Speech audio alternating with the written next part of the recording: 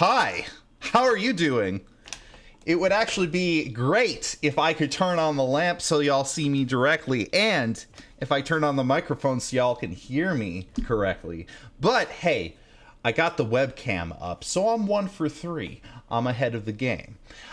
Hi everyone, thank you very much for tuning in to a new stream brought to you by Project Aurora in conjunction with me, Chaotic and Writer. I am Matt, your Chaotic and Writer, and this is Tales of SEGLESIA, episode 15. For all of you that have been tuning in to the campaign, you are aware that our intrepid group of adventurers have been completing multiple tasks throughout the city.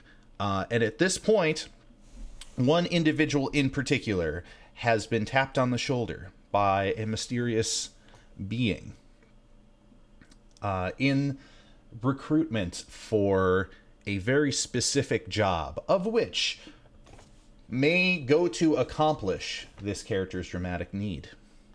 But of course, before we move into that, I just want to say, of course, the stream is part of a Project Aurora campaign. What is Project Aurora? Well, that is a fantastic community of many fantastic individuals who love Dungeons and Dragons, and all of these individuals like talking about like their favorite classes, races, getting into the mix of playing in many of these campaigns. These campaigns are part of a living world setting, so what happens in one campaign may affect another campaign. The lore between campaigns crosses, mixes, and it's all sorts of fun and games. So if you are curious, please click on the link in chat. Also, you can apply to play in any of the games in Project Aurora. So if you go to the Discord link and then go down to player applications, you can apply to play in many of these fantastic stories. And without further ado, I'm just going to pivot over to our players this evening. So, give everybody a warm hello, because they really, truly want your hellos. Hello. Hello. Jello. Shalom. Hello. Mellow. Yellow. Hey. So, how's everybody doing tonight? Good. I'm doing good. I'm Good. chilling. Fantastic. Hey, so for tonight, we have an overlay that needs a little bit of tweaking, honestly, because I need to add one more person. However, we got 5 players tonight. That is going to be Dr. Squigums, Esquire, as Windveer. Hello there. Hello. You are the one who is Not there. not there. You should be there in just a... Oh, there we are. Boom. Like magic. I am a somebody who is practiced in the ways of the arcane, just so that you are perfectly aware. So, Oh, you too? yes, Oh, me you as even well. have it out on the stream. Absolutely. And then we have Larpstrong Carter playing as Roby. That is me. That is you. I be him. Also, you be him, absolutely, and I be me. And you know who else who be? Mr. Sensei Suplex playing as Rashid. Beep, boop, bop, boop. Wait, wrong character. I am not a Warforged. Hello, it is Sensei. How's it going? You could always have a role swap. You can Larpstrong can play Rashid for a day, and then Sensei can play Roby for a day. It's gonna be Freaky Friday. Oh my god. Okay, so I'm gonna stop you there, and I'm gonna put it in the back of my brain. Actually, that sounds like a great one shot. That sounds fantastic. Oh, you think I wasn't gonna do that in Soul? Oh no, a strange mist washes over the desert. Oh man, Ilva, seems like you're a fucking farmer. Ilva, you feel not nearly as dexterous, but you feel like you can't help but try to fix everything. Farmer goes from being able to take all the hits to literally being unstoppable. Which, actually, for all you viewers out there, we're talking about characters in Secrets of the Sands, which is a campaign that runs on Sundays, and it is run by Sensei Suplex, and it is fantastic. I play as a Warforged artificer with the voice mod and everything, so if you want to see me play, and if you want to see the crew, tune in on Sundays, because that is a fantastic game. I love it. Then we have Phoenix V playing as Orgoth. Sacrifice. Just one? I figured you were full of sacrifice. I don't know. It just seemed like there was more than just one to go around. That's a good plan then. I will sacrifice a lot. And then introducing the sorry. I don't know. Okay, so sometimes when I think of some sort of title to give to somebody, I don't choose the right words for it. Boom. Hey, Ambrose, you're playing Zug tonight. Reckless attack. With the 1-2 punch, left hook, right swing, uppercut, pull a tortoise's head out of its shell, stuff like that. Yes. All sorts of maneuvers that have happened throughout this stream, throughout the campaign and beyond. Before we get started, I want to keep this short because I know that we were doing a little bit of logistical and data entry changes before, and so we started a little bit later tonight. However, my question for you tonight, and I'm hoping that this isn't just a variation of a question I have asked previously. If you could have a D&D monster as a pet in real life, which one? And I'm Morgoth. Ah, dang it! You beat me to it. Sorry, didn't mean. It was Zug. The plush version of Orgoth, I hope. So y'all want so let me get this straight. Sorry. You're thinking of Orgoth as a monster, and you're saying that you would want Orgoth as a pet in real life. Yeah, I need to keep him close. Protect the Orgoth. Also, must protect the in case I need blade to dancer. sacrifice someone, he'll handle that. I mean, that sounds like a good deal. It sounds like there were two people that were in it to win it for Orgoth. Was that your answer, Ambrose? Because I thought both of you had mentioned it at the same time. Is that? I said Zug. Oh, you said Zug. Okay, gotcha. Yeah. That's fine. I mean, if y'all want to consider yourself monsters, that's okay. I'll make that valid. Hey, Squigs. Yeah. What would your answer to the question be? What was the question? Oh, lose one hit point permanently. No, I'm just joking. It was, if there was any monster in D&D that you could have a pet as in real life, what would it be? Flump. Flump. Damn it! was that your answer? Yeah. You son of a bitch! I'll see you in the streets. All right. Well, in which case, Sensei, do you want to keep your answer or do you want to change your answer? Man, I'm keeping my answer, but I'm not happy about it. But it practically makes perfect sense. You have yourself a helpful little creature that eats up your bad dreams and thoughts. Like, it's nothing but positive vibes from there. I'm not hurt. But here's the thing, is that if you start really, really enjoying your life and as a result, your dreams start becoming just better and more pleasant. Does the flump starve? No, because it's able to take the excess from anywhere else. Okay, so just remember to have broken people around you. Got it. Exactly. Just go to a retail shop. Oh Well, yeah, that's a anybody good who's time. working retail. Yeah, no, I totally agree with that. That sounds absolutely terrifying. Terrifying experience. I remember working retail. Anyways, hey, we're all here. Y'all want to play some Dungeons and Dragons? Hell yeah. Let's go. I would like to play the Dungeons and Dragons. All right. In which This is case, a Spanish class. let us do a recap of things. So,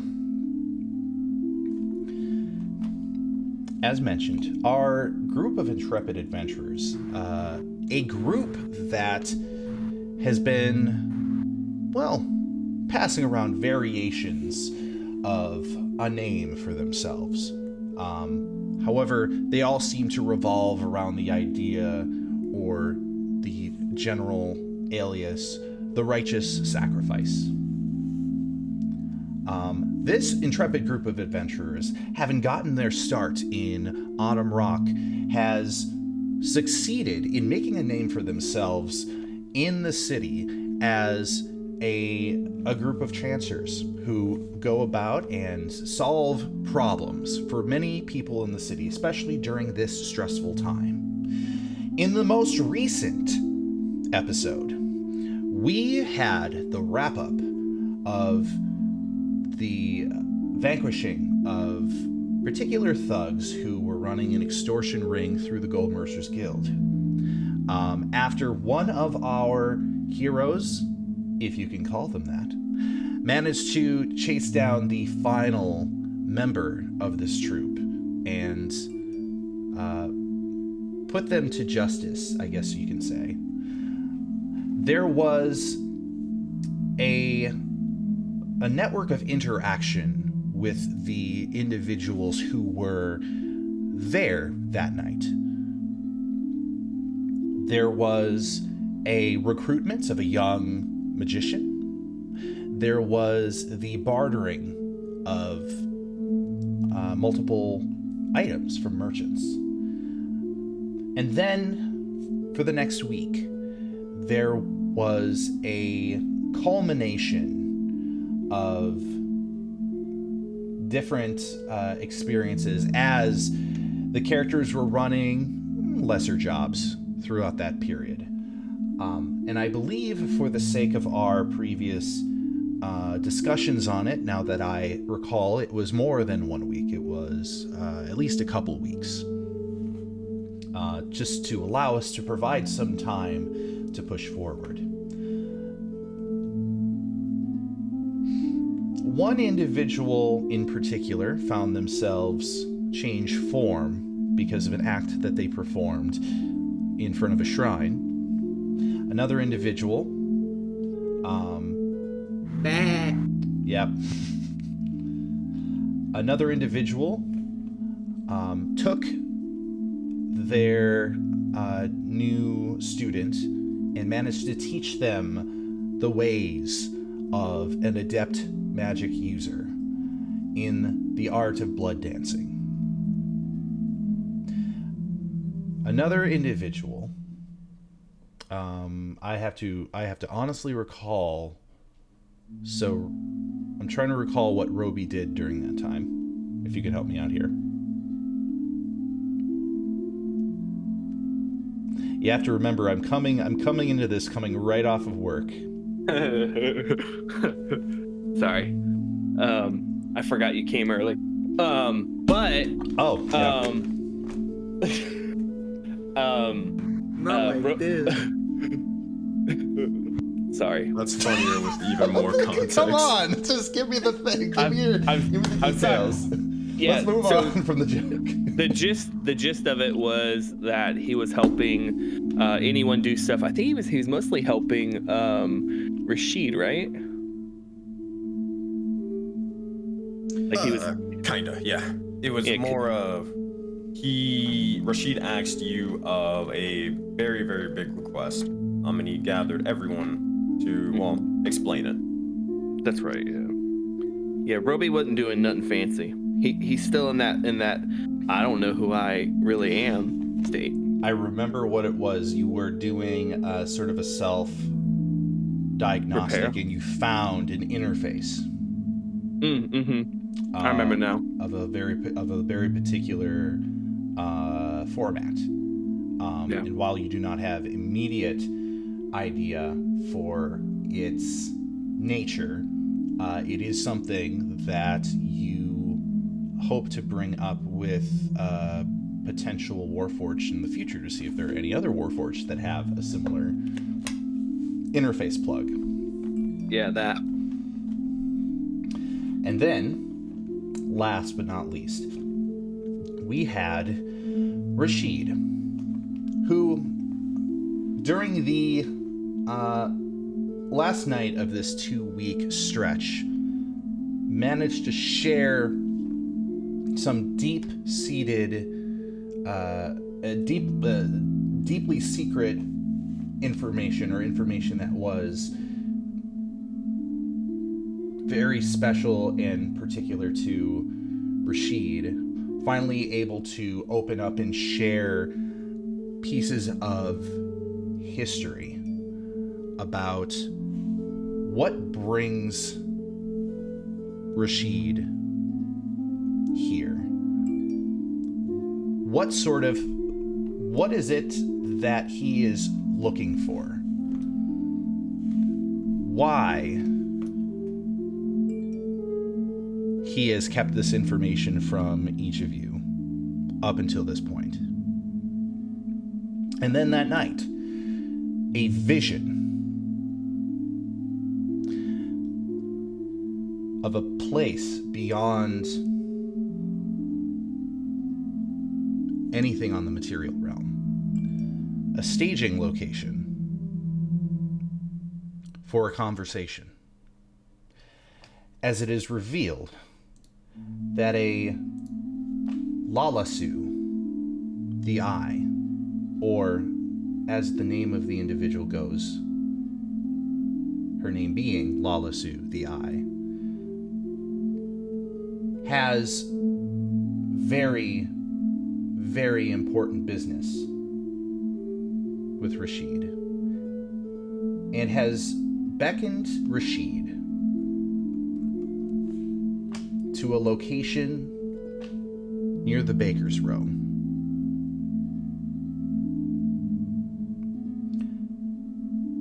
The location being the Grinning Scoundrel.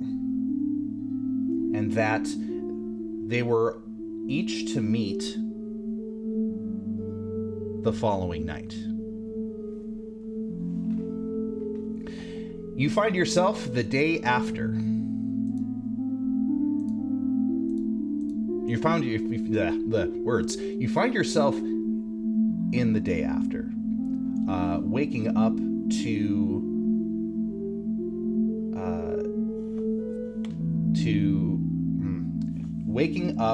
in Roxy's headquarters. You enjoy a morning of breakfast and chatter, but you may notice that at least one or two of your compatriots are a little quiet at this hour.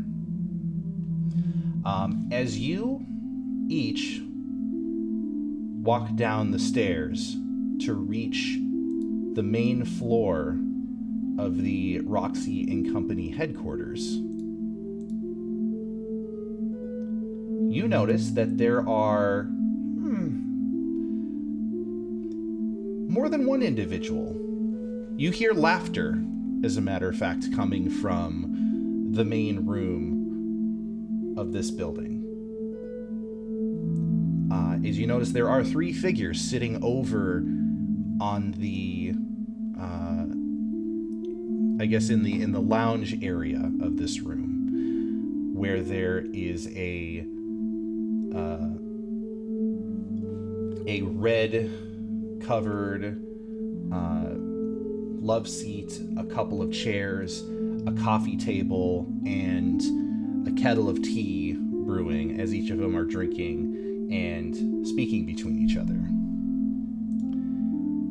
And you notice that Roxy is one of the three.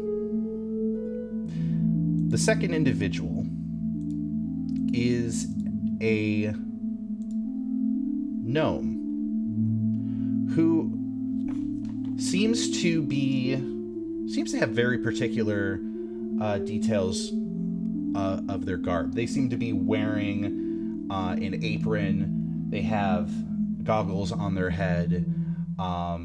They seem to have all sorts of little embellishments that seem to indicate that they do a lot of tinkering. And then the third individual, well, they seem to be in a sort of a greenish cloak with a bluish dress underneath, from what you can tell. But we are going to come in right on this scene where each of them arrive. And stand by as I bring up that scene.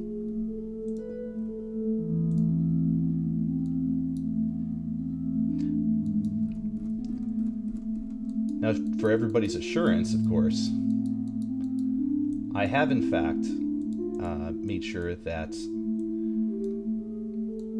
my machine is running optimally tonight, so we should not have a whole lot of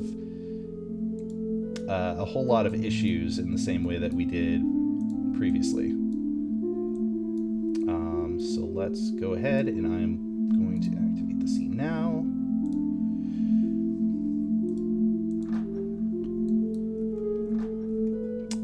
And I'm not sure exactly why it's showing Windveer as...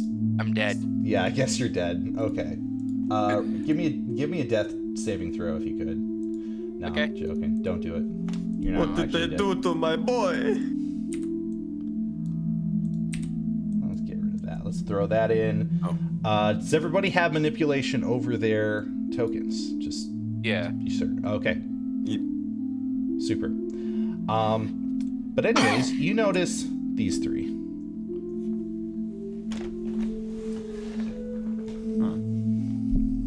Heard. I don't know if I've seen her before. Do I know who that person is? Do you know who that person is? Oh, history check. I don't think you've seen them in person. I don't think I've seen them in person. Yeah. Okay, well, I will make a history check. Maybe I'll you do saw one as them just randomly around in SEGLESIA. I got a 10. It does not occur to you. That's the Windveer does not occur to you who it may Yeah. be. 15. Let's see. You haven't met this person in person. This person isn't necessarily a celebrity. But they are one of the people who's most known for their trade. With a 15, you can't quite get the name. It doesn't necessarily occur to you exactly who this person is, but you could have sworn that you might have seen like a drawing or rendition of this person in a flyer at one point or another. It's just not occurring to you immediately who it is. Yeah. But you get the sense immediately that yes, this is somebody who is known around parts of SEGLESIA, and it has something to do with artificing, tinkering, and yeah, with a 15, it has something to do with airships. I think so. Pretty sure, like with Windveer and Roby kind of leading the way, Rashid will eye in on them and probably just follow along with the rest of the party and then maybe inquire about it, but not interrupting anything. Gotcha. As each of you step forward into the lobby, you do notice Roxy Righteous lying, or that is to say, sitting back in the chair, her legs sort of propped up on an ottoman in front of it, and she looks like she just got done telling a really good joke, and everybody had just burst out laughing moments before you all started walking in. As soon as you all approach, she looks over and she pops up with a perk to her step, and she walks right over and says, hey, how are my righteous sacrifice? You've been doing really good these past 2 weeks, but I don't think any of you have met my friends here. I don't think we have. But please, if you're able to introduce them to us. Absolutely. She looks over and she says, "This is a friend of mine as of a week ago. Somebody that I had managed to reach out to concerning some questions about your new friend here, Roby. Her name is Ahi Waggletop." That's where I knew I saw that face before. Yep. And she basically perks up and she gives kind of a salute. And she says, "Great to meet ya." And then Roxy moves over and says, "Oh, and this is Clarice." Well, it's very nice to meet you both, Miss Waggletop and Clarice. I think proper introductions order. My name is Victor Kaiser. I guess you can say that I'm usually the orator when it comes to the righteous sacrifices. Hey, Roby. Your passive insight picks up on something interesting about how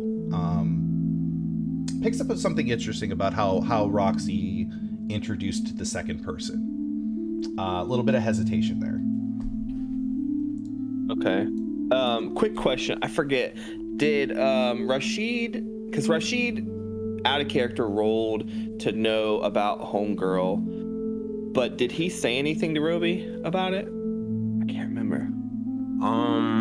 I remember like a couple, maybe it was the session before, but I think it was a couple sessions ago. He contacted Roxy to basically eventually get in touch with Ahi Waggletop to help you out. Okay, so I don't know if he ever said the name. I think he would have, to be honest, but I could be wrong. No, I don't think I remember you actually saying saying it. The name. Well, that's fine. I just wanted to make sure I wasn't gonna meta, because so is it this chick here that's the Waggletop, or this one? Yep. Okay. This one, and she is actually going to start scurrying over, and she's going to look directly up at you, Roby. Let's meet like halfway, because I would imagine as soon as the lady introduced her, I imagine like he would have been doing the same thing, like not really paying attention to the rest of the conversation, just kind of walking over, and kind of like I don't necessarily care to have to roll, but if you want me to roll for like I want to get a vibe check on her. Does she seem like she's like got tool pouches and like? From what you can see visibly, there, it's pretty obvious from where you're standing. Right next to where she was sitting, she has a very large toolbox right here. It's not visible on the map, but there is a large toolbox there. She immediately comes over to you, and stands up straight, and then kind of looks you up and down, and puts her finger on her chin a little bit, and she goes, without even necessarily saying hi to you, she immediately starts like walking around you and observing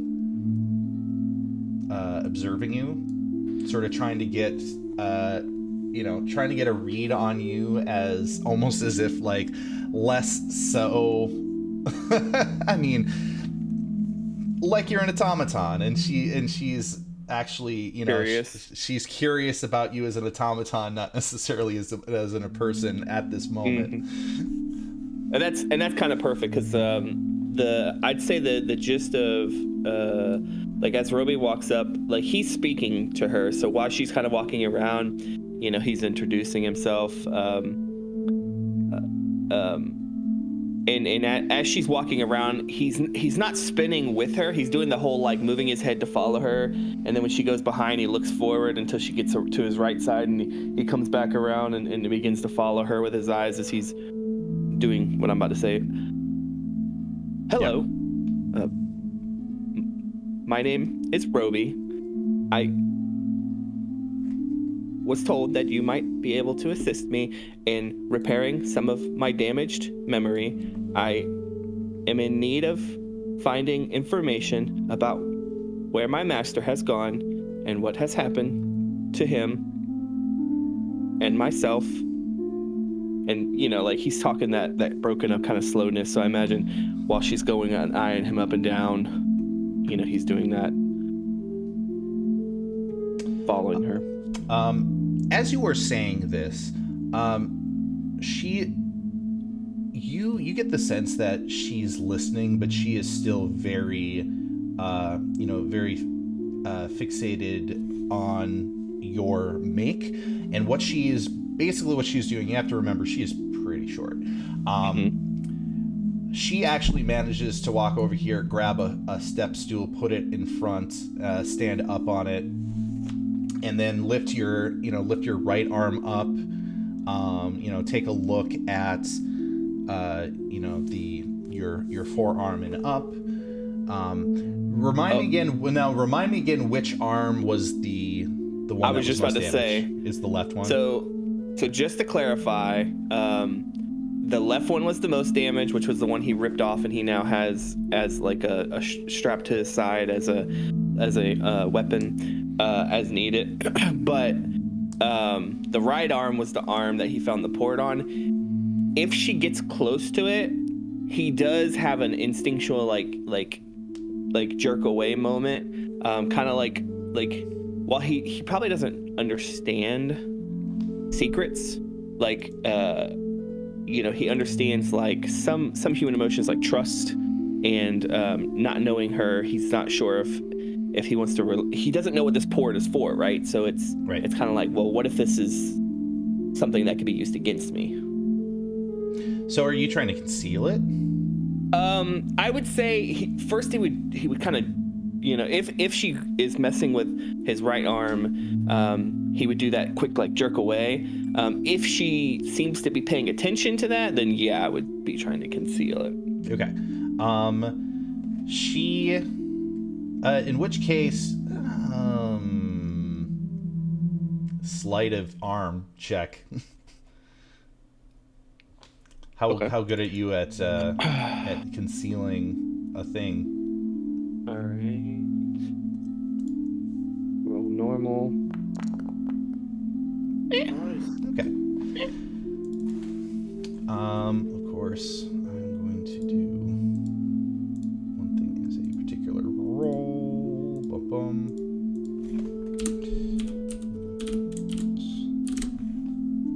Oh, well, that didn't quite do it, did it? Oh yeah, definitely does not notice the interface. But of course, it's astounding to you because she seems to know exactly where to look for anything that is an abnormality. And she immediately, and as you finish speaking, she's like, have you always had that stutter? I do not recall.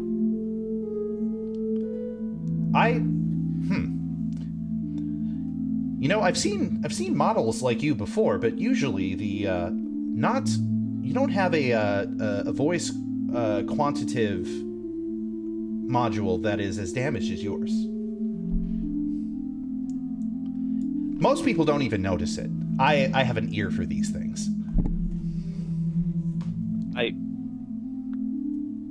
am not sure. I understand, but I am less worried about my vocal clarity and more worried about my memory. Oh, I know, but usually these things are all connected together, and if one thing isn't working, usually can cause all sorts of feedback loops and influx that is not optimal for your controls. So let's see here. And then she manages to take out a little, it looks like a screwdriver, but she presses a button on it, and the end of it sort of lights up, and she begins sort of scanning you with it a little bit, and then she looks at the screwdriver. There's this little kind of counter display on it, and she's like, oh dear, you've sustained a lot of damage. So, let's see. Do you recall, what's the last memory you recall?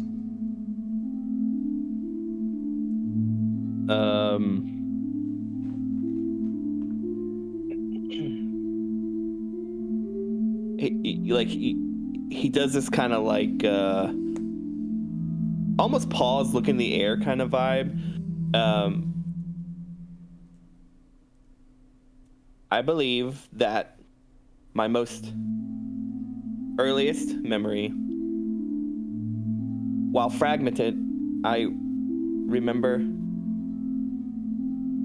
my master, and he was repairing something within my module. I do not know.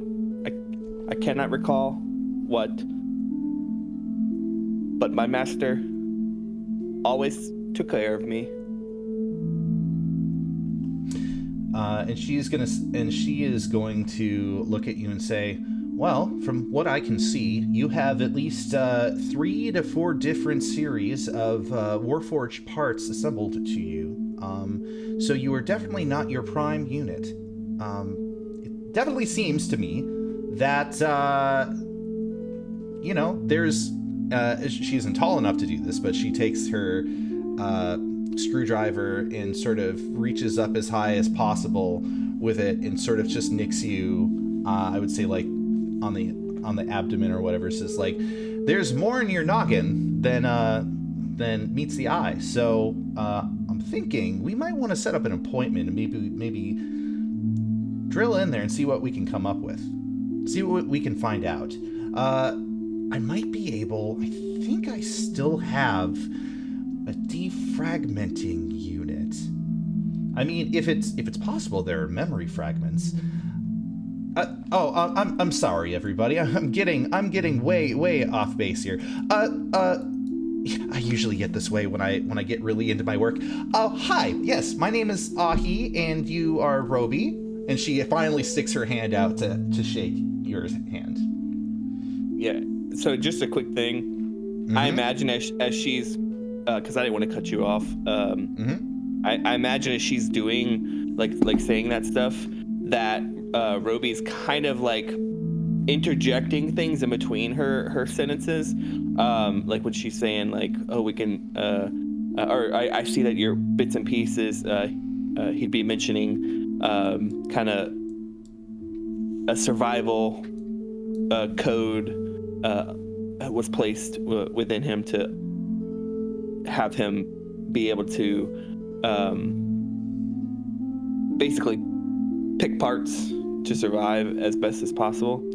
And then when she mentions like we'll set a appointment, I imagine like that's when like she would be like putting the arm out and saying that, and he would just grab her arm. I think you are here now, so what would be the need for an appointment? And he'd like point with his left hand to the tools behind her. It looks like you have plenty of tools. The quicker that my memories are returned, the quicker I can be to my normal self and be of help to my fellow, I don't know, whatever you want to call them, parties. I'd be happy as a buzzing bee on honey to get to the bottom of this, but I was only able to stay here for an hour coming from another gig. Things are getting really busy this time of year, so please don't get me wrong. I really want to take care of this. I do think that I should be able to get you in this week. And then she brings up a little, it's a fantasy version of a PDA. And she begins kind of like beeping through it. But since it's a fantasy version of a PDA, it's basically like the size of like an iPad Pro, but it has all sorts of like brass outlining and like even a wire pipe going from one area to another, and like big analog buttons. And so she ends up clicking through and she says, how's let's see 2 days. Oh, well, I'm busy then. I guess I should ask you, is your availability open? That is correct. I am available right now. I understand. I'm just I once again, I don't mean to devalue. I'm a very busy person. I want to be able to get you in as soon as possible. I was actually on my way out in just a few minutes, but I wanted to be able to get some time to give you an initial look over before we actually set up an appointment.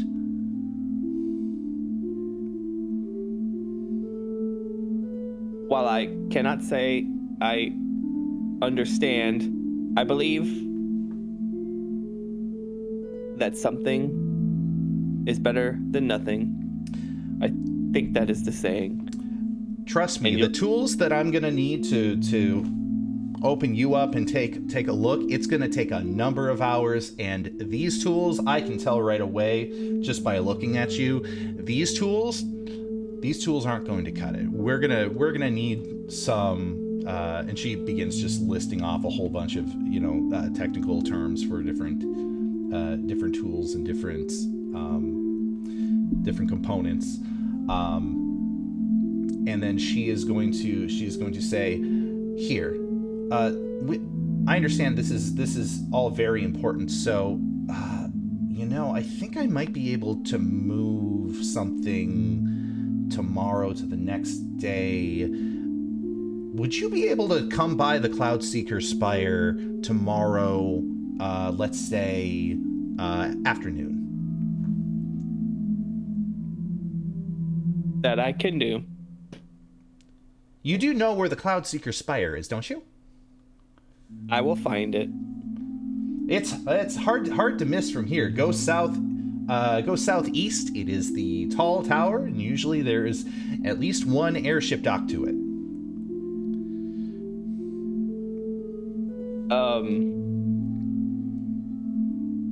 But of course, and then she slips out a little, kind of like her version of a card and gives it to you. It's like, of course, there's the address in case you need it. And once again, Ahi Waggletop's the name. She salutes. Thank you. Quick thing, DM. When she starts to talk to the other people, and I don't want you to have to RP this right now. I just want to let you know ahead of time. Roby is going to go to her toolbox and start picking through tools and start kind of seeing what works on him.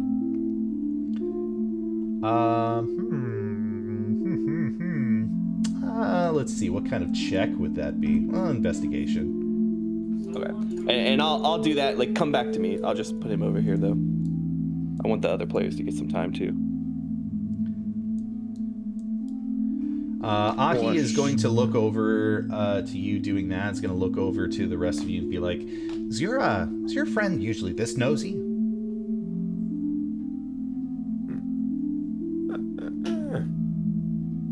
Only when he's just curious. And don't worry, it's fine. But, It shouldn't be a problem. Real quick, DM, to make sure I got this right, Yep. timeline-wise. For this meeting at the Baker's sort of row, that is tomorrow night or tonight? Tonight. Tonight, gotcha. So, okay, so tonight, and then deal with that, however long that takes, dear God, and then Roby's able to get their stuff done tomorrow in the afternoon. Okay, I think we're good. Right. So the idea is the quest is first. Yeah, I was just making sure, like, oh no, Roby, I need you, buddy. Ahi is going to move over. Did you roll an investigation?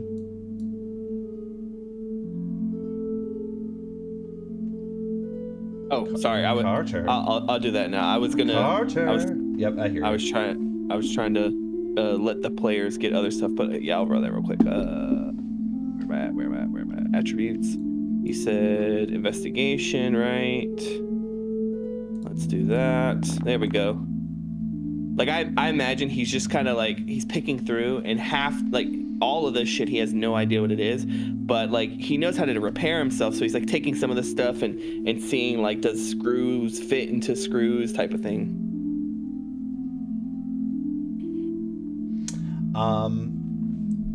Gotcha. With a 4, you're not going to find anything matching anything,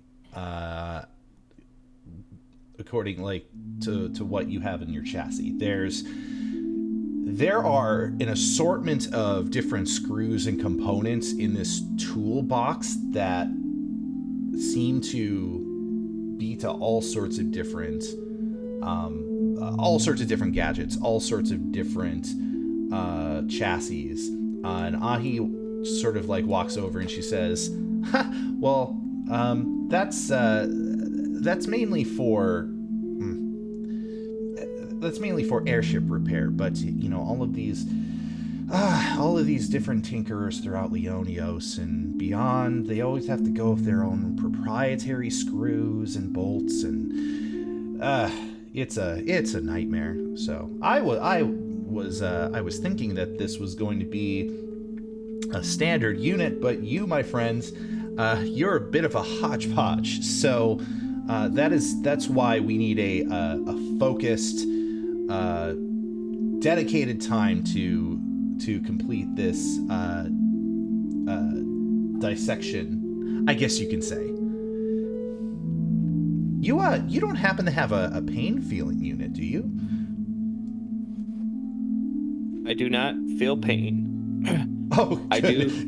Good. Okay, I just wanted to make that okay. Well, don't ask. Wait, so you're telling me this man has been blown up to pieces, stabbed, bludgeoned, and he felt none of it?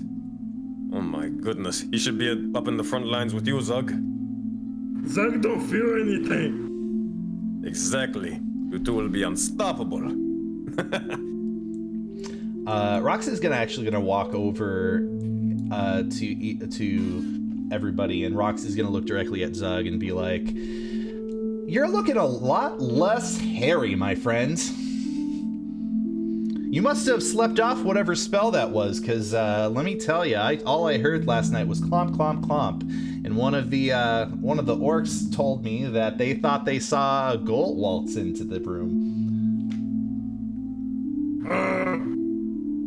Here's the thing. I roll us his moments. I roll us his bad mess, weak mess, smoke his skill. And he starts to just fucking Punch the air. Mogus kill I roll us. Zug kill I roll us. Oh, whoa there's Doug. Hey, whoa there. Hey. Listen, you gotta keep that energy. You got to keep that energy flowing, but don't spend a lot of it now, because we're down the, I guess down in the other side of the city is that the Sentinels finally came to an agreement with the city officials, and hey, the tournament's back on, baby. You're gonna be number one. Me and you are gonna be popping this season, and you are going to need the help of your friends to coach and to make sure that you are in tip-top condition. Okay, Roxy. That is my name. And I have more trophy for you to guard. And he just blobs the head of a turtle right here. Well, that's rather grim. Because he had giving Roxy his giant golem spine cord, so he's giving her the turtle head. As I look down at the turtle head, basically just sitting down there, probably blood everywhere else. Rushy would just say, "Yeah, I'll go get the broom and the mop." Gods. Give me a second. I got this. Oh, you got this. As Windervere's hand goes and casts Prestidigitation on it. Why did you ruin it? Does Prestidigitation remove rot? Rot? No. It removes the bloodstain. It also can make it smell nice. Or not as bad. Okay. So during this moment, Zug, you're pulling this thing out of a bag, and this bag has, like, stains all over it and stuff, and you plop it on the floor in front of Roxy, and Roxy just kind of looks down at it, with the stench sort of floating up in the air and flies floating around, and then we see Winveer casting Prestidigitation, and the flies buzz away because they can no longer actually smell it, and the smell dissipates, but the thing is still sort of like dripping all over the floor, and then Roxy sort of shrugs and is like, I know a few people. I know a taxidermist. It's day old, but we can get it back into shape. We can get it hung, let's say, I don't know, choose a wall. The sacrifice room. Sacrifice room it is. And then Roxy snaps and gestures over to her basically orc orderly, and the orc moves down and then grabs the turtle head off the floor and begins walking away with it. Thank you, big mass. He does this. He does the thing where he puts his fist not like up in the air, but like up, as basically is like, you too, brother, and begins walking away with it. And he goes over the bar and goes into the back room. He pulls a knife out from underneath the thing, and he's gonna begin working at it. And it quickly occurs to you that he is the taxidermist. Okay. Roxy says, Orgoth will also give an offended look at Victor, going, "Next time, leave the blood. That's character." Yes, why Speaker Miss always ruins everything? You clean Zug trophy. What else do you clean? Well, for one, I was hoping they cleaned your vocabulary so you're able to articulate better sentences, but that's not the point. Next time, instead of you just plopping it right there, plop it in a different direction in which we don't have to deal with the spill. Anywho, Roxy, can you return back to it? I see we have a couple of the guests here. Mind if I ask ask if they're just here for cordial, just for a cordial visit, or they have a job in mind for us? Roxy looks over. He's like, oh, well, you know, these are just new friends of mine. The other, that is to say, Clarice, they're a neighbor from down the street. Was very curious to see what sort of business that we were running here, and so I was, making sure that they had the full scoop on the righteous sacrifice and the doings of the righteous sacrifice, and they had a lot of questions.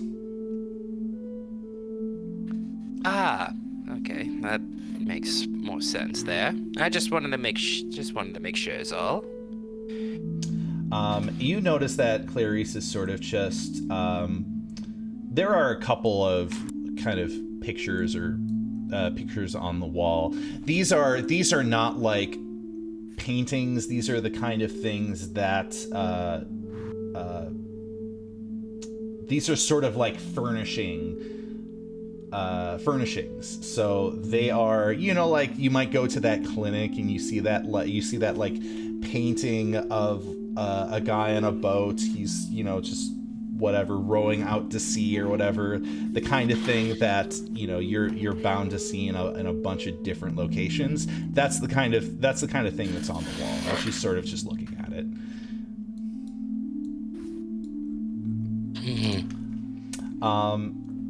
Roxy is going to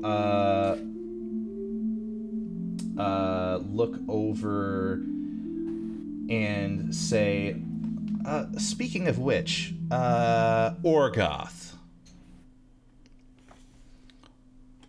my red orc friends. So, I gotta. Can I talk with you for just a moment? It'll be just right over here. I have to ask you a question. I need to sacrifice. Oh, has a little bit to do with it. The rest of you, in the meantime, feel free to entertain our guests here. If you don't, then that's fine. But I just need to take care of some business with Orgoth really quick. Sure, do your thing.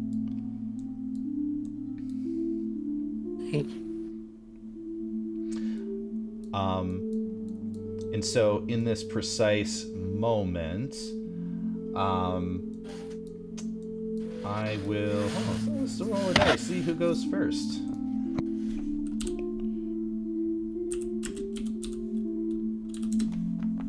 Yeah, that's gonna be Orgoth. Okay. So, Roxy looks over to Orgoth and say, so, how are the doings out there in the city of SEGLESIA? Are you getting acquainted with the establishment? Do you feel more at home here in the city? Why are you asking me that? I just need to sacrifice stuff. Oh, and I do have an apprentice now. Hey, the sacrifice, that's why I like you, Orgoth. You know who you are, and you do you really well. Hey, and I also noticed that you've been teaching a young boy in the ways of magic. Hey, we could always set up we could always talk about other extensions to the brand that is Orgoth, maybe a scholarship, maybe some sort of, a community service program for those youth out there that are in need of magical training. All sorts of different ideas, all sorts of different possibilities. I'm more than willing to make it happen. I'm not really here to talk about that right now, though.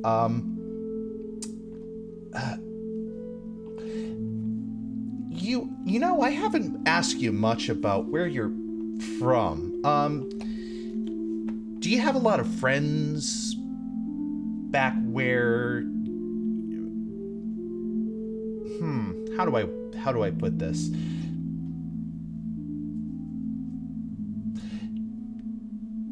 friends? No.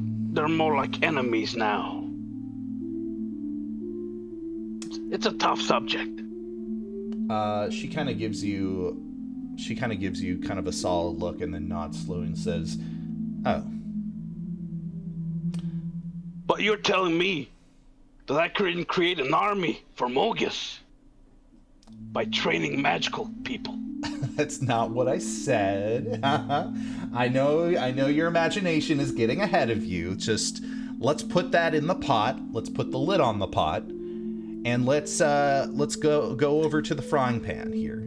Let's focus on the frying pan. What's in the frying pan is talking about your past friends. So, is it like a falling out? Is it some sort of, I don't know, feud?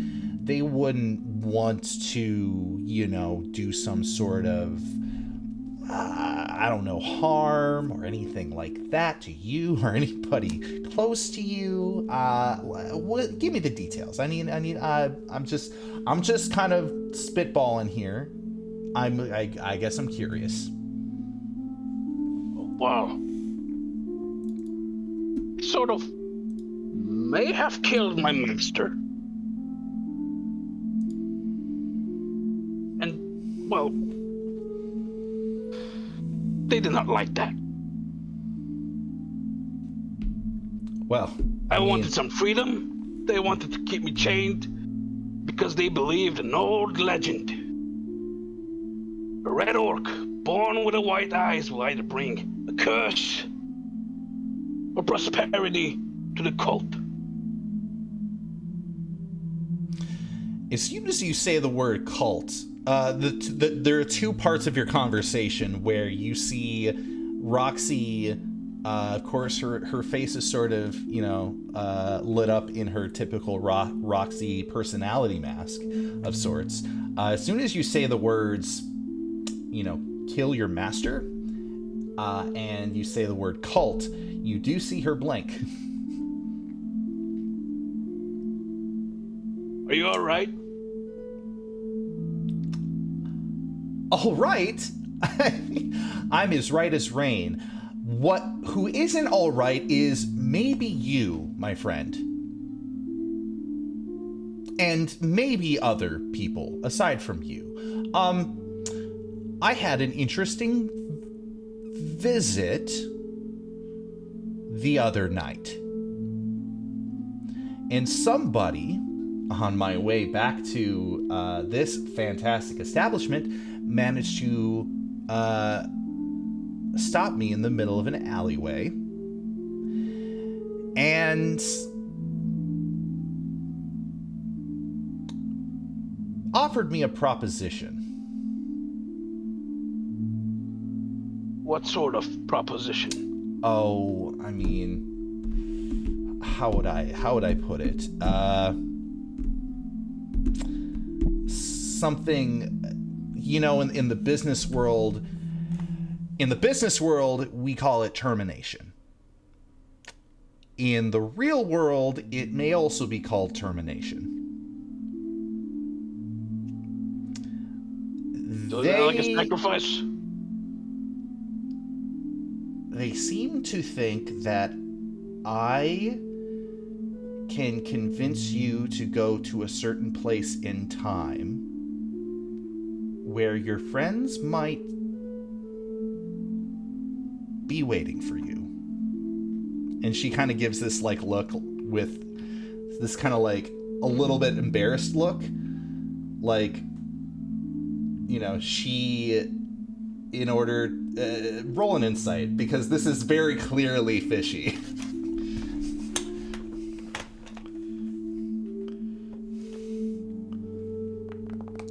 Okay, yes. So at this point, it clicks to you. You were reading Roxy very clearly. Roxy was indeed confronted a few nights ago by individuals who were a part of your original order. and that they had basically,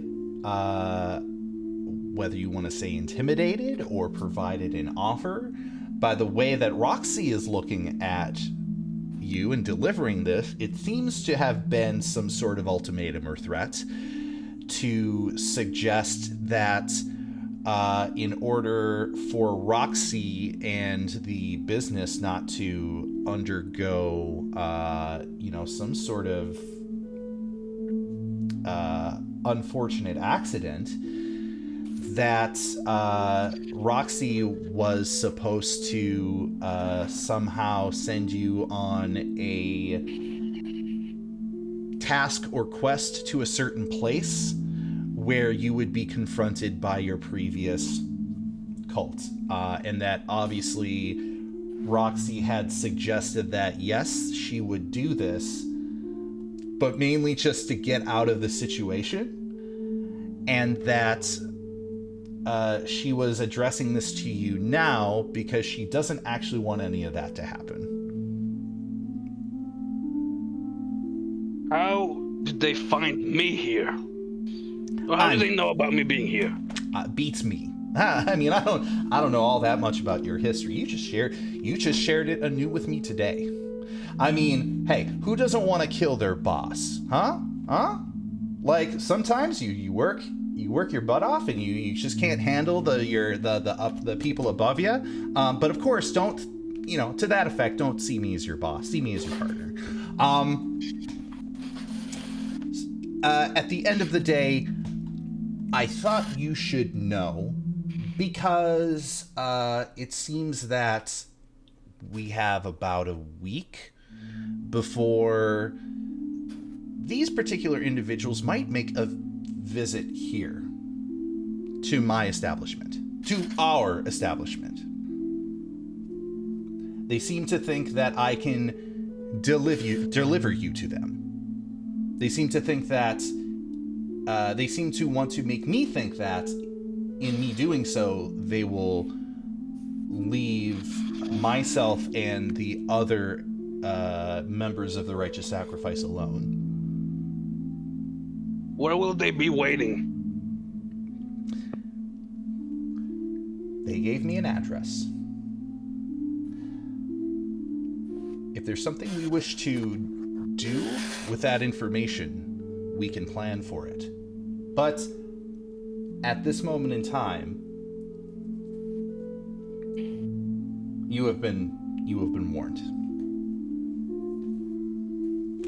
Thank you. And here I thought you were gonna talk about that goblin I killed. She blinks a third time. Well, I mean, sacrificed. Demogus is really happy.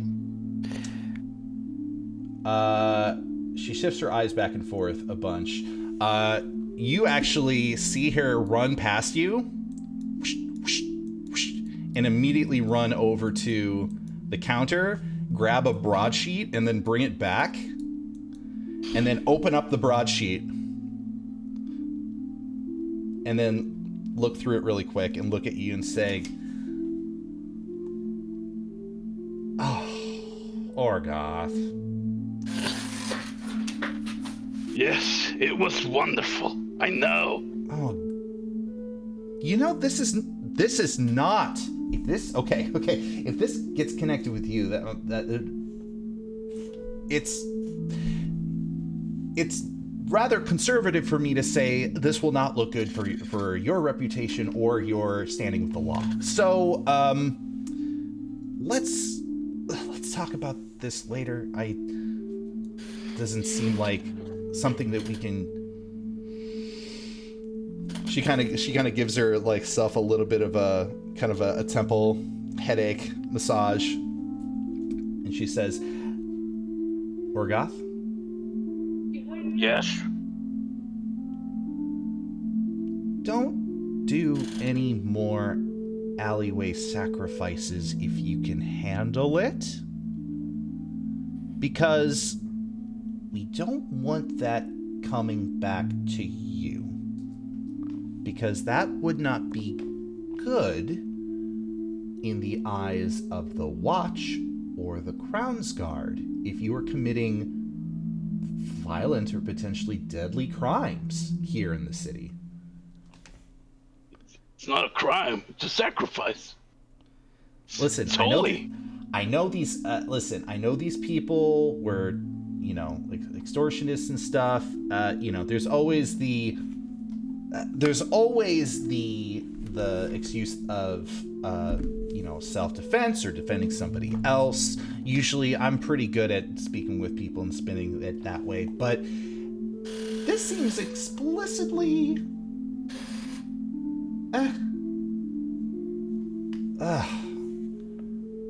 Just first. I couldn't bring him here. It would leave blood trails over here. No. I'm happy you did not bring him here. I'm happy you did not bring him here and kill him here. I'm happy.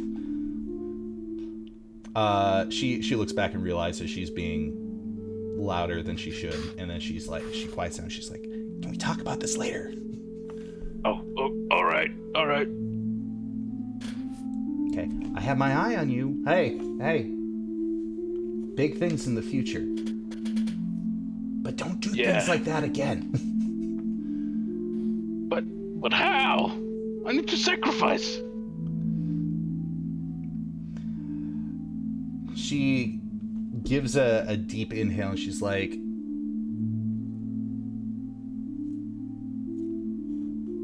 "We'll talk about it later."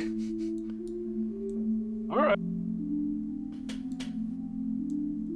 You know what I'm saying, right? You can still be violent and you can still protect people, but don't just...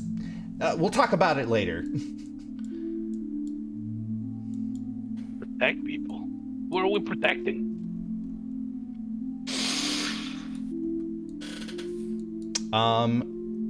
In the meantime, we have the other troop here. That is to be specifically Rashid and Winvir and Zug. Clarice has been sort of just kind of looking about the room and looks over to each of you and says, "Oh, hello, you three." Oh. Well. Hello. You'll probably just see Rashid. He is maximum relaxing right now. He's probably just laying about, petting his pet snake named Shet, and he is having a great time. Well, it's fantastic to finally meet you. My name is Clarice Baumhauser, and I am from down the street a ways. It's a pleasure to meet you. You said your name was Victor? My name is Victor Kaiser. Victor Kaiser. Let's say, sorry to pry through when it comes through with your matters, but I just wanted to know what really interests you and our establishment.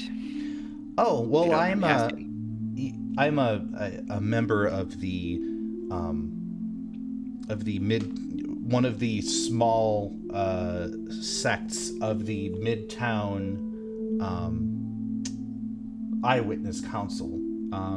Basically a group of concerned citizens that keep watch on the neighborhood. I just wanted to make sure that our council had a good bearing on the deeds and the business of this establishment, since it is new here.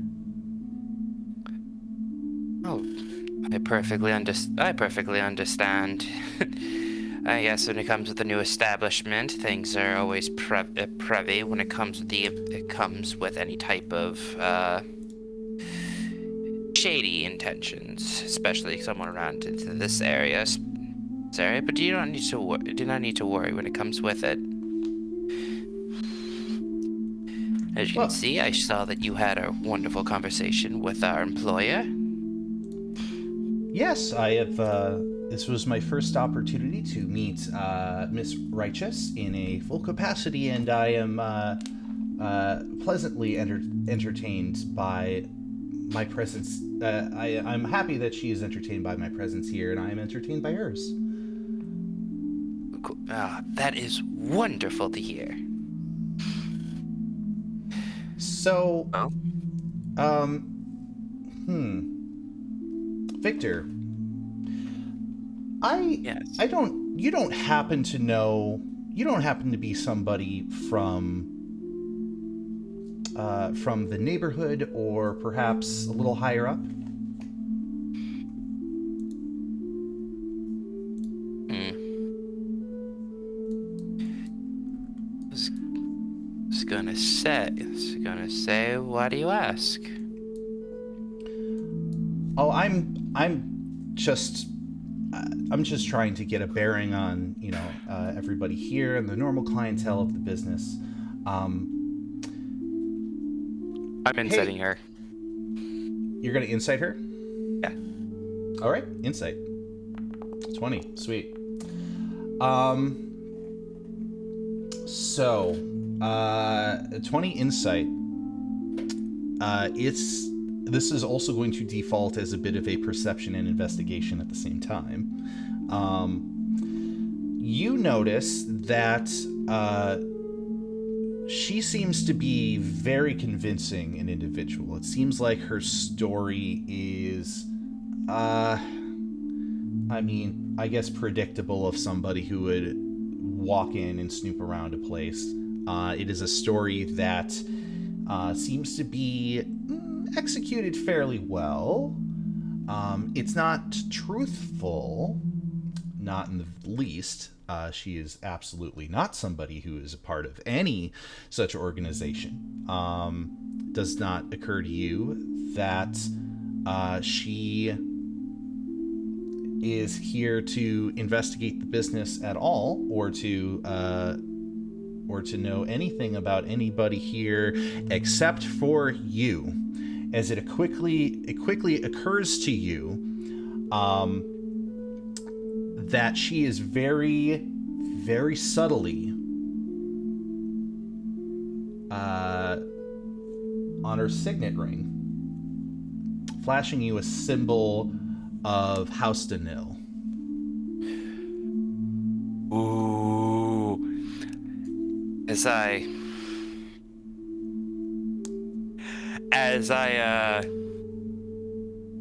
see this, and it goes, yes, well, I would say is that I had a little bit more of a high upbringing, modest though, comparatively. Though everybody always made fun of me. They always said I was a snob and all that. But she's sort of, locking eye contact you and nodding to you as you were explaining yourself, and she looks over to the rest of the party just very briefly, and then to you and says,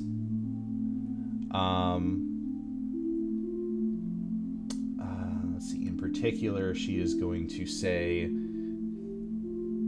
well, I wasn't going to necessarily stay here long, just wanted to know a little bit more about the place.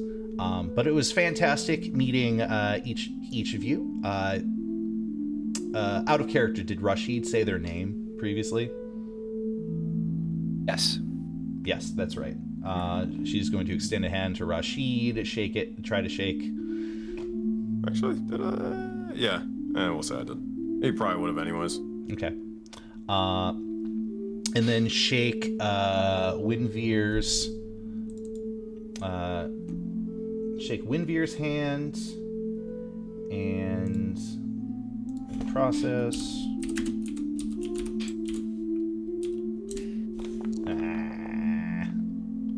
well, anybody worth their solvent is gonna notice an exchange of a note.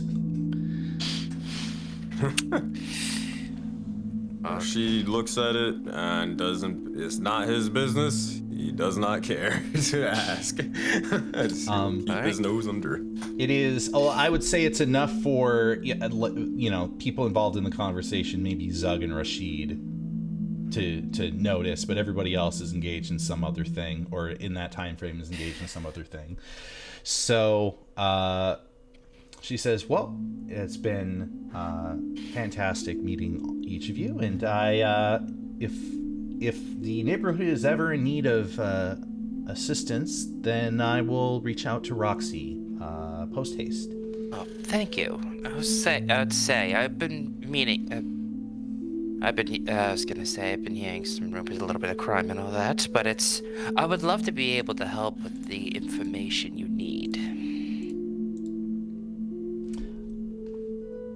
She blinks once and says, "I believe I've had all my questions answered. Good day to everybody." Good day to you as well.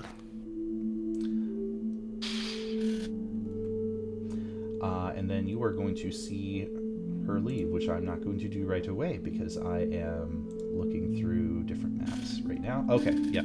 So, you do have this note in your hand.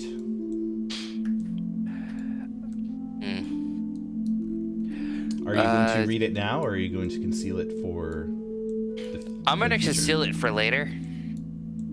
Because if I read it out right now, I have prying eyes. Right.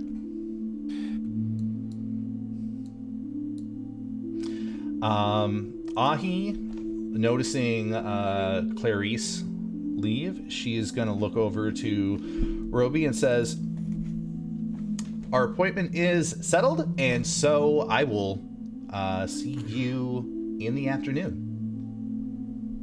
Sorry, that was weird. As soon as you started saying something to me, Discord says, "Hey, we haven't heard from you in a while. Are you still there?" So Ahi is gonna snap her fingers and be like, "Hey, and wave her hand, be like, "Still here. Hey, get out of my toolbox." My apologies. I understand that you are a busy person. And while I do have patience, I guess I wish to just know. Understood. Hey, I have patience too, and you will be my patient tomorrow, because that's the time I have you down for. So let's put the stuff back into the toolbox, and I'll see you tomorrow afternoon, and in the meantime, don't she kind of takes her finger and taps her own head. It's just like, don't damage this any more than you have to before then. I cannot make that promise, as we have much to do, but until then, your help is appreciated. She is going to give another salute and a bit of a bow, and she's going to walk over to her tool chest. She's actually going to press a button on it, and it's going to sprout wheels. And she's going to begin walking away, and it's going to just follow her as as a droid. I was hoping she was going to sit on it and do like those things at the airport where the people sit on the luggage and it drives off.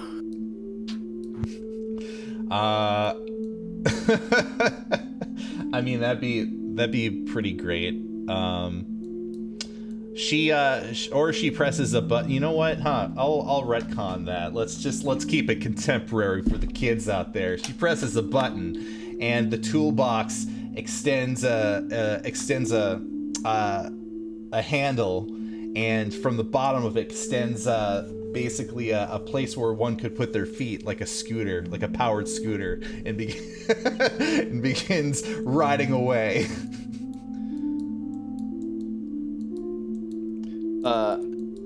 As she leaves, Roby walks over to Winvir and Rashid. I do not know if I trust that she has the ability to fix me. She does not seem to know the difference between the word patient with a T and patience with a C. I'm be honest. She's probably our best option right now, so we got to work with whatever hand we're dealt with, sadly. But hey, she's smarter than me, I'll tell you that much. Zug seeing her leave with the scooter, he's kind of flabbergasted. Like, Weird horse mess?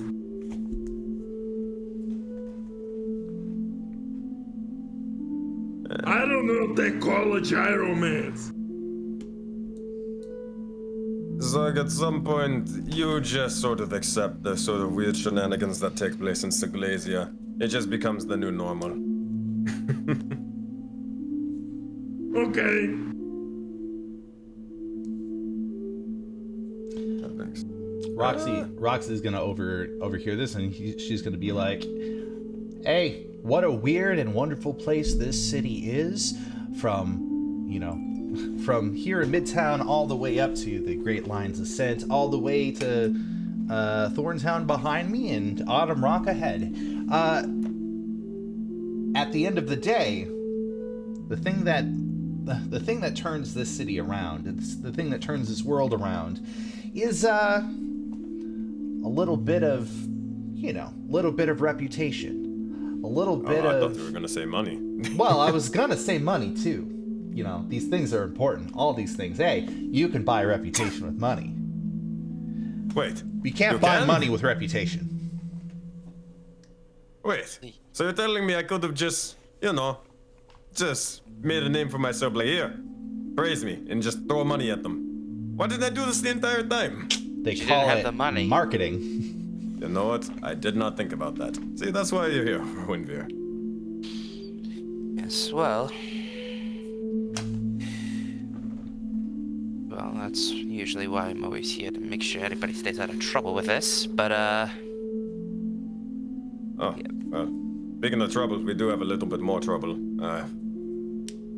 I actually got our own job. Would you look at that, Roxy? I'm learning things. I'm picking things up from you.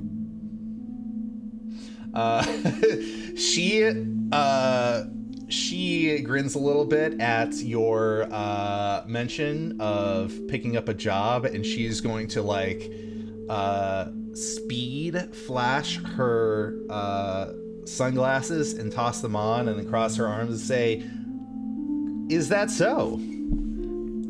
And she's gonna waltz over to the chair, and she's gonna lounge back in the chair, and she says, "Talk to me. What sort of gig did Rashid find for himself or the sacrifice?" Well, it is a very, very lucrative deal. We get paid absolutely nothing. But, hear me out. It does help out with what I mentioned to you all earlier. So, get this. And he's gonna say this with like a like a straight-faced smile and everything. So, I had a nightmare. But, hear me out. It was an interesting and knowledgeable one at that. Zagorath, I mentioned that, hey, do you ever get like sort of, I don't know, calling cards or sort of messages from your god? Well, kind of happened again. Would you look at that? But not necessarily from my god specifically, maybe someone working with them. It's now typically you may think, well, oh, no, Rashid, it's just a dream, it's a night or a nightmare or whatever. It's not real. No, it's something about this. I'm confident, I am sure that it is actually real and a thing. And if not, I think it's still worth checking out. But anyhow, I digress. Apparently, someone or something is telling me to essentially show up at Baker's Row sometime tonight. Maybe being able to get a little bit more information on, well, whatever these sort of weapons are. But, well, I mean, hey, it's the only lead we got, so might as well at least see exactly if it's anything or not, you know, or stay prepared.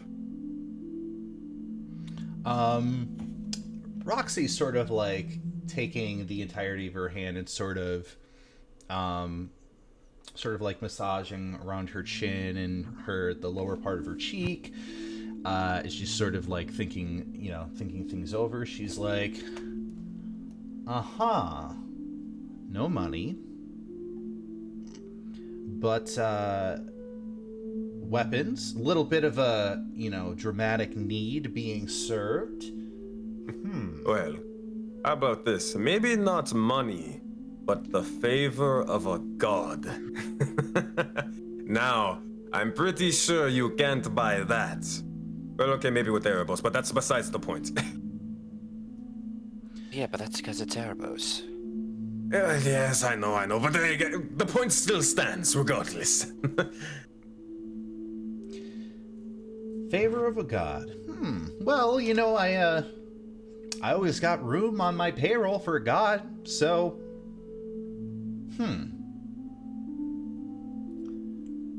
This, she immediately looks over to Orgoth, and she sort of points and says, "Does this happen to be Mogus? Are we expecting more sacrifice?" Oh, fuck no. No. That is, not Mogus, not Mogus.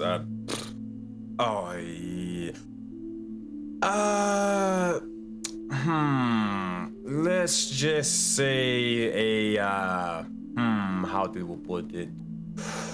An ancient god of powerful capabilities. Like Mogus.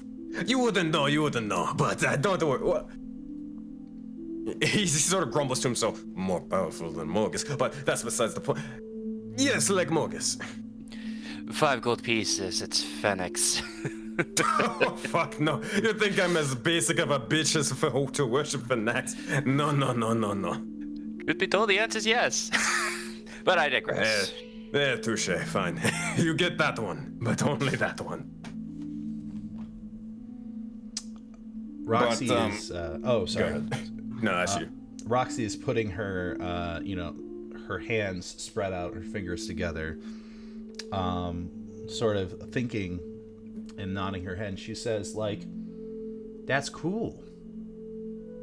That's a cool setup if there ever was one. Hey, I had a list of potential missions to throw your way, but you know what? I think if you have a particular piece of business, piece of personal or rapport building with a god, in this case, I see that as a win-win situation, baby. I think you should follow this lead up to the furthest extent that it goes. Hey, I mean, if I can get the blessing of a god over my establishment, You already have.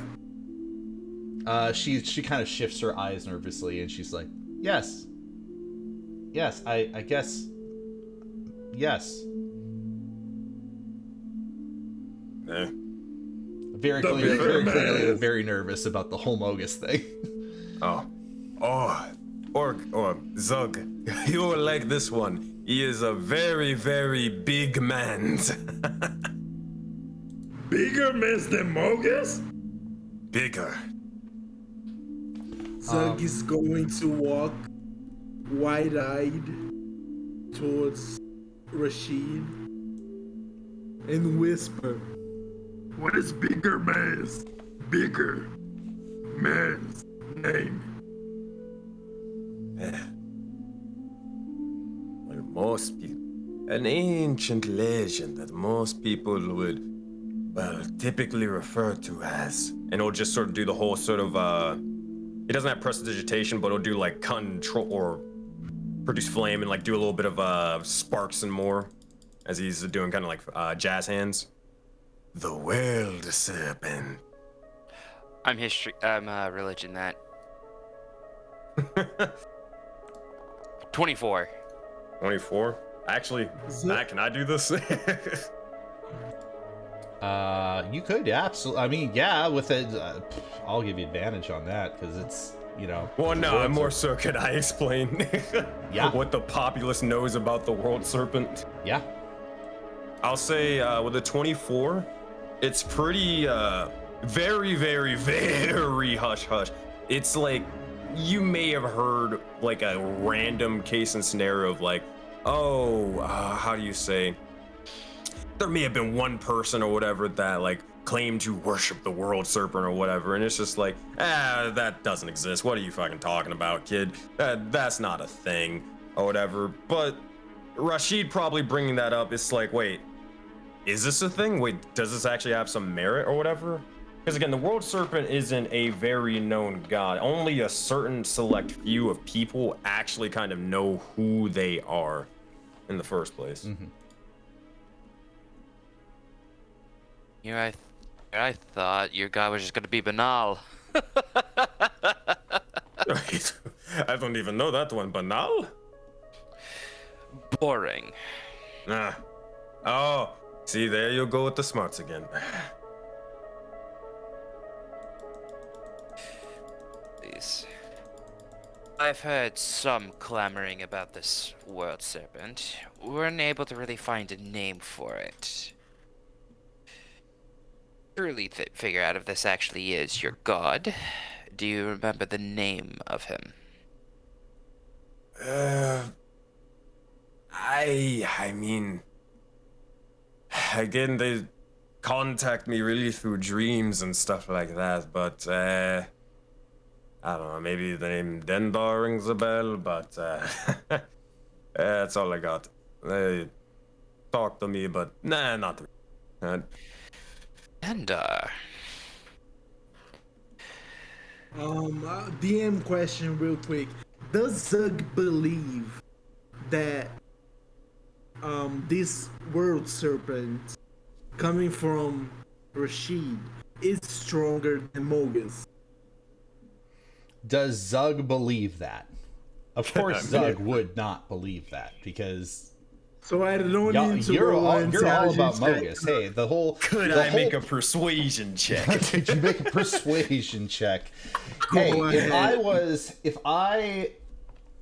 if I worshipped Seri, for instance, if I had a character that worshipped Seri, I would be very much convinced through all dialectic that Seri is the superior. Is, of course, you know, there are many different gods, but Seri would be you know, the most sophisticated god for reasons that are Seri, for reasons that are less violent, for reasons that are bringing people together. And I would use my dialectic to justify that.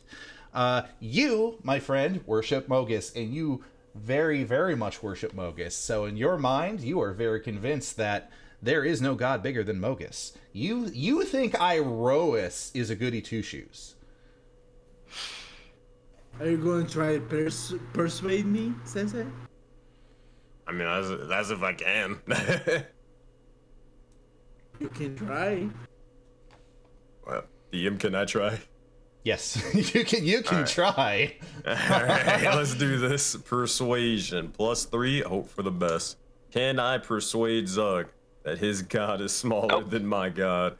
Hold on. I think I actually kind of want to use inspiration for this. This sounds hilarious. Oh, I should mention, Mr. Zug, you did receive inspiration from Max Fish. That is to say, in the form of a 1d4 roll. If you did not already incorporate that into your history, into your log. Not a D3. God damn it. The dice tray is gone. It messed The up for dice me tray is before. gone because do you remember how we were talking about updating Foundry and things? Mm-hmm. I updated Foundry, and I turned on only the compatible, only the directly compatible plugins. So that plugin is not there right now. So you would have to type /R and then 1D whatever if you were to do it that way. So I apologize for the inconvenience there. Yep, no problem. So 16. I roll insight You against it. roll an insight. No. Insight against Okay. it. Zug narrows his eyes. His eyes kind of shocked, but at the same time, you can see an awe in his eyes, and he goes closer to Rashid and say, So you're saying it's bigger man's, snake man's?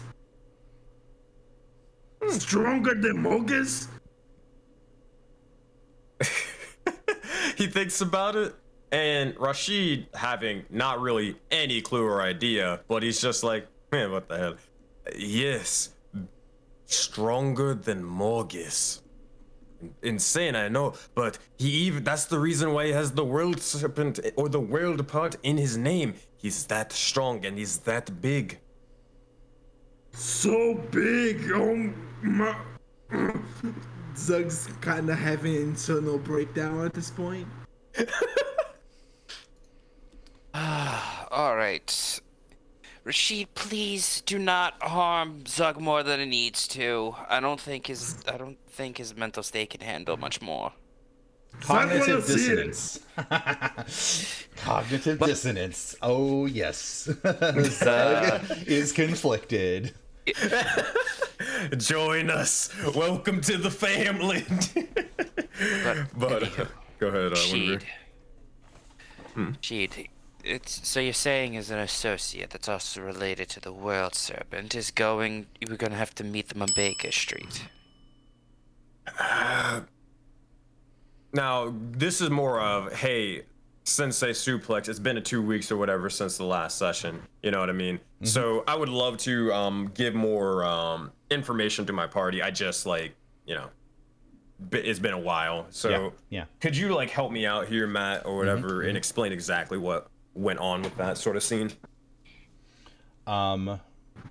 Which scene in particular? Just so that the last scene where I met the one individual who was hooded and serpent-like, and they were basically explaining that, hey, tomorrow, basically, there's a group of individuals that were connected to the likes of the little tattoo that I saw on the individuals. Absolutely. They're also in looking for these weapons and stuff like that, and then something was gonna go down on Baker's Street.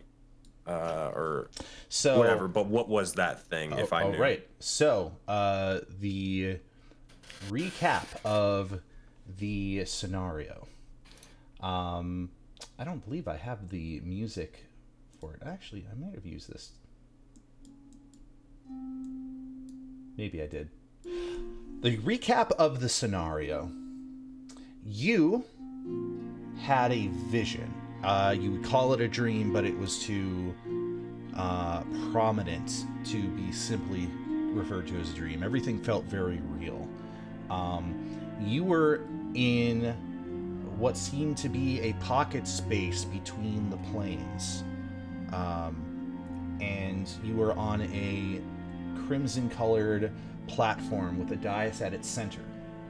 You were engaged by a Yuan Ti pureblood individual.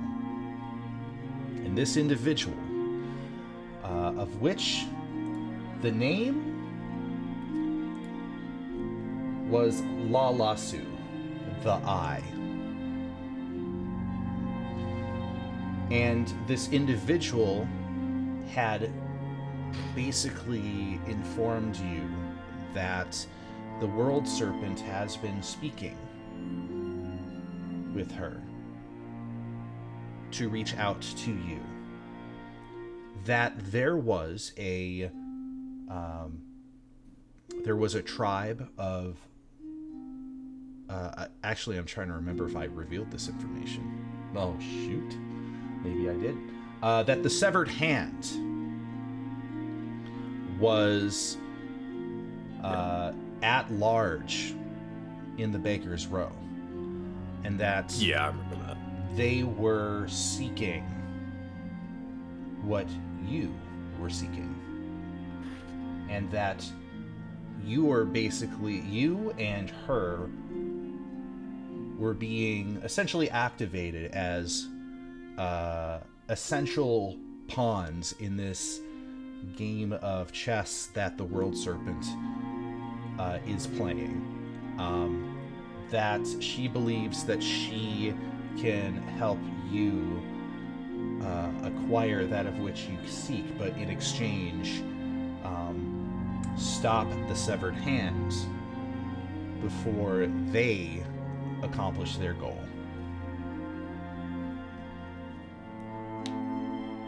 Alright, gotcha. And so I'm writing this last bit down. Alright. Thank you. So, yeah, Rashid will kind of explain roughly everything, but saying I found myself in the pocket space between the planes and more. There was I don't know if you've ever came across them before, even heard of them, but an ancient race of people, Yanti purebloods. She called herself Lalasu the Eye. I doubt that rings a bell for any of you, but if it does, well, there you go. Can I roll a history check on that? Yes. Much? 13. You know nothing of this individual. You are aware that Yuan Ti are a race of creatures that are reptilian in nature, and you associate them with environments that are more jungle and marshes, but is in terms of this name, no, nothing. I figured. More surprised at the fact that a Yuan Ti would actually be this far north. Well, that is one thing. We're not too far from Cholt, to be fair, so... Yeah, I guess it makes sense. But why specifically in... Oh, I mean, actually, now that I think about it, who knows if they're necessarily here in SEGLESIA, let alone, well, Leonios. We met in a pocket space, so who knows what could be happening. But regardless, they informed me that the World Serpent had been seeking to speak about there being a tribe of individuals named the Severed Hand. They are seeking these weapons that I seek, but... The Severed Hand. Remember back at the sewers, Sandora, she was talking before that she actually had, she was supposed to be in the employment of the Severed Hand. Right. Couldn't be a problem. If I remember correctly, she started saying is that they are very magically inclined. Let's see exactly how magically inclined once Orgatho Zug decides to stab into him and sacrifice them. So, Coachman, Snake Man met I inside his pocket, and somebody lost a hand.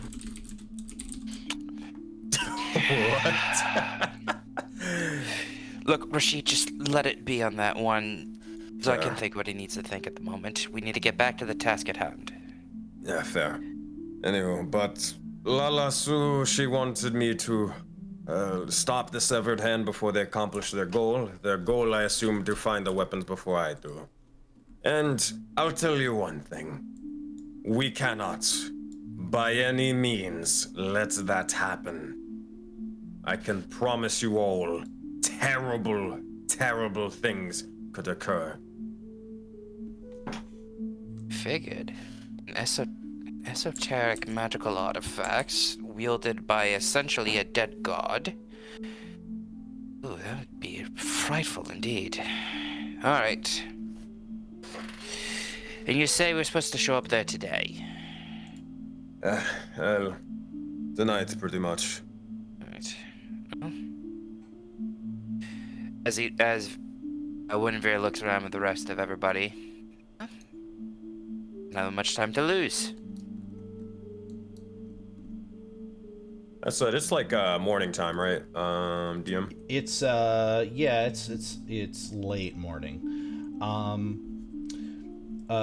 Roxy's been sitting there sort of overhearing this, but it seems like she is sort of kind of laid back. You don't even know if she's necessarily she don't know if she's been tuning in to the conversation, but she's been laying back and her head is sort of just kind of tipped up. But all of a sudden you are going to see her perk out as if she was there the whole time. And then she's going to be like, well, that reminds me of something very important that I wanted to let you know about, especially you, Rashid. I got a delivery. I got the gift. I don't want to get the gifts. That is not gift. You managed to receive a bit of work by the Firebolt, completed in its full glory. And she takes a box and then takes a box from underneath the other side of the counter, opens it up, and you see your chain blades being presented. And you are noticing an extra shimmering finish along the blade, the actual the cutting part of the blade, and it is glimmering to a sheen. You'll notice in your Foundry character sheet that I've added Vicious to your weapon. Oh heck yeah! You'll see as hopefully it'll Rashid's... compute correctly if you get a crit. So yeah, I mean if it doesn't, I'll just let you know. But Rashid's will have the grandest sort of grin come across his face. You'll swear his eyes are changing color to probably like the color of gold for a brief moment in time, and he is just lost in the looks of the blades. They're perfect. They're perfect. This will be a good. But I think they're missing something. They don't have a little bit enough pizzazz. I mean, I could probably embed a jewel here or there, and then, spend a little bit of cash and just sort of drop a little bit more of sort of designs here and there. I think that we'll be able to make this even better. But a wonderful work. Tell them Rashid appreciates this. Roxy nods and says, "Hey, if you ever want more of the you ever want more work done on any of your weapons and you got some time to spend, this is also a good time for me to recommend that you might want to invest not just in a primary weapon but a secondary weapon. That is to say, in case you ever have one of your weapons worked on, the other one can be available. So don't feel like you're being too greedy by having more than one. This is this is just the way of being a smart adventurer, especially when you know somebody like the Firebolt." Probably would be smart. That said, I do appreciate this. Real quick, did anybody have anything to do before we sort of get together tonight? Zag needs to do something real quick. Also, let me know. Kind of as you're walking away, you'll just sort of say, "Oh, don't forget, we got to do our training regimen. We got to keep you in tip-top shape, Okay, Coach Maz." He goes to Urgoth, and he stares him in the eye and says, "Urgoth, Yes? we need to talk to Mogus. Oh, yeah. Come with me. Sneaky ways to sacrifice in here. Come with me." Rox is going to be like, okay, well, I'm going to be in my office. If you need me for anything, feel free to, listen, you don't have anybody to set, you don't need to go into that room right now. You don't have anybody to set. Relax, we're not gonna kill anybody yet. Yet. Yet. Oh, we'll bring some later. I also still have that in there. Oops. All right. Well, I'll have to replace that with an actual Mogus symbol and not just something that was pulled off of Google. It's not good. Hey, no, what you're looking at is tiling. That's Marvel tiling with the symbol of Mogus. As Zug was walking through here, you could see him like clutching his chest where his Mogus brand is, and he just looks at Orgoff now and says, Orgoff, you need to help Zug. What sort of help? Just come with me. And Zug sits in the middle of the constellation of Mogus and cries out loud, Bigger mans! I am told by Snake Mans that bigger mans. Zug confused. Zug lost. Snake Man says he's God talk to him in pockets, inside his pocket. Can Mogus talk to Zug? Hey. Do a religion check. do I have advantage because Orgoff is helping me? No, both of you make an yeah, I mean, if you're doing it together, it's basically one advantage religion check. One religion check with advantage. All right, I'll do the advantage one then. Go for it.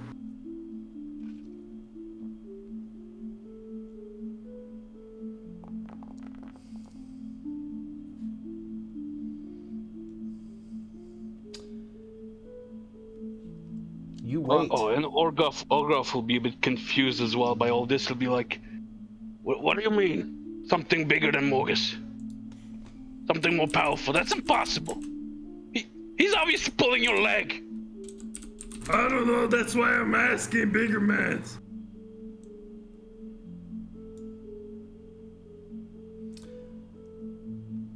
You, with a 16, do not necessarily hear anything. I'll use my D4. Feel anything. I'll use my D4. Use your D4. Okay.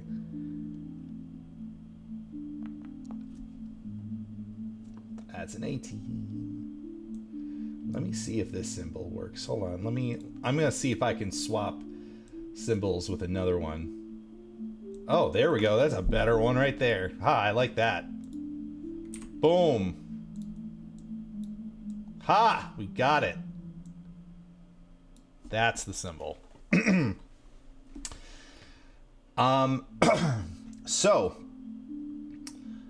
you, as both of you are praying to Mogus, you see, you begin to notice the symbol underneath you begins to light from point to point, from star to star, in a crimson red glow.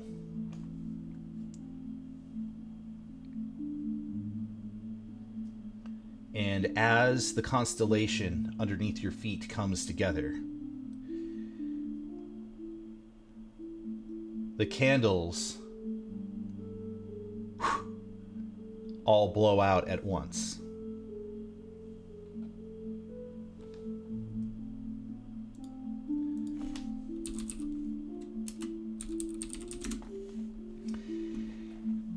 And you definitely feel a bit of a tingle on your skin as you pray.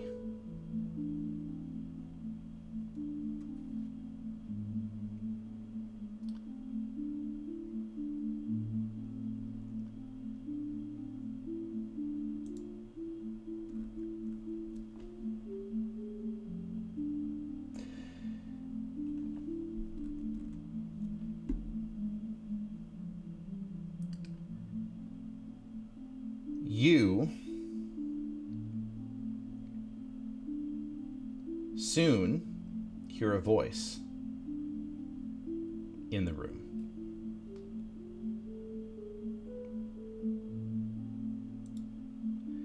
And the voice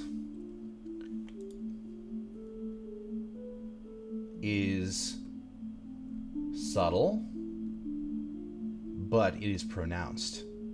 It is powerful. It exists in the back of your mind. And it seems to reverberate through from your mind down to each of your limbs. You feel your blood grow warm. Your blood grow warm to hot.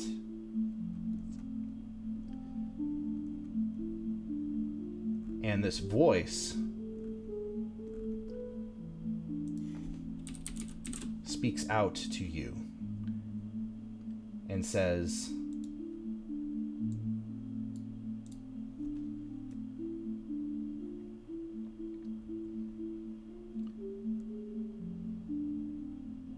"You have shed blood in my name.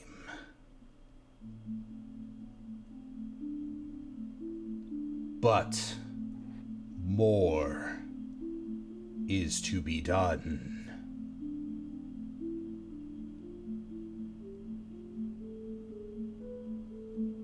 My blood-red eyes are upon you.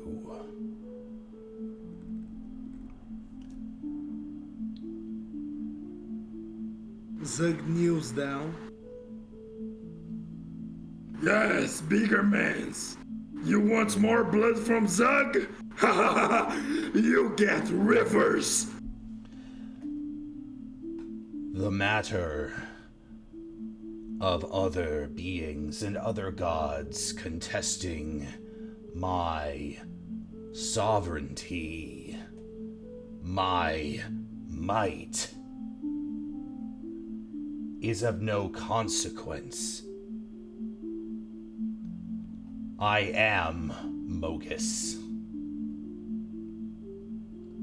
I am the god of slaughter. There is only one.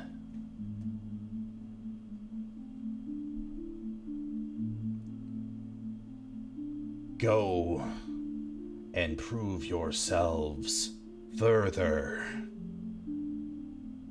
And perhaps you will hear me again.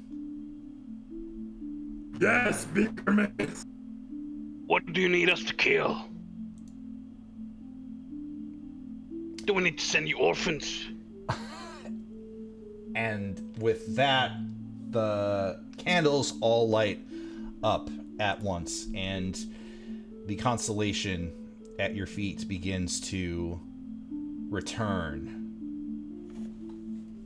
to just etchings in the ground.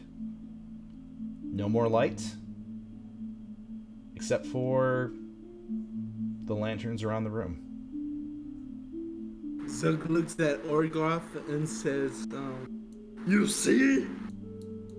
Yeah. Mogus is bigger, miss. If you give him rivers of blood.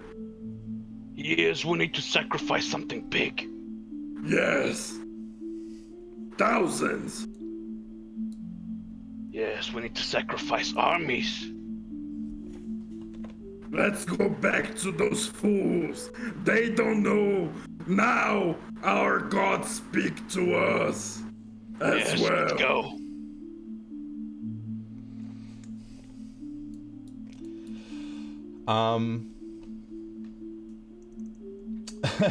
As you are walking through, Roxy kind of looks over to you and says, "So, did you two have a good talk?" Yes, he needs more sacrifices. Rivers of blood. She just deadpans both of you. And she's like, "I'm sure the rest of you probably could need your help with something."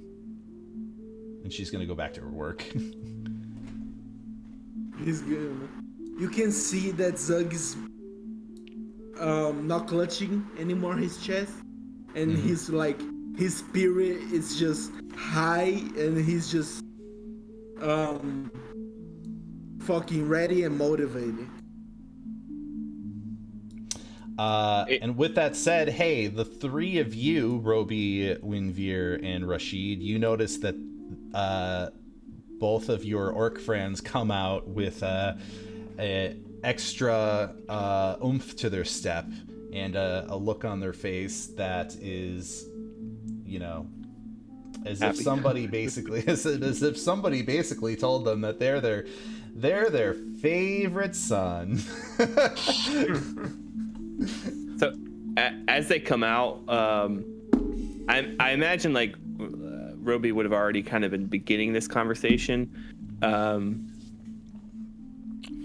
but seeing them, he would kind of say, "I believe that they seem to be ready. I feel that," and I'm looking at Rashid specifically, "you have a slight lack of information, but if you can help me understand what we should prepare for, I will be sure that I have prepared myself accordingly," aka out of character. I need to know what to prepare in my spell book. Yeah, I figured. So, I mean, well, considering it's nighttime, well, probably something, if you can, something that can help us with sticking to the shadows. But at the same time, a severed hand are probably what I can assume dangerous and, well, again, magically inclined.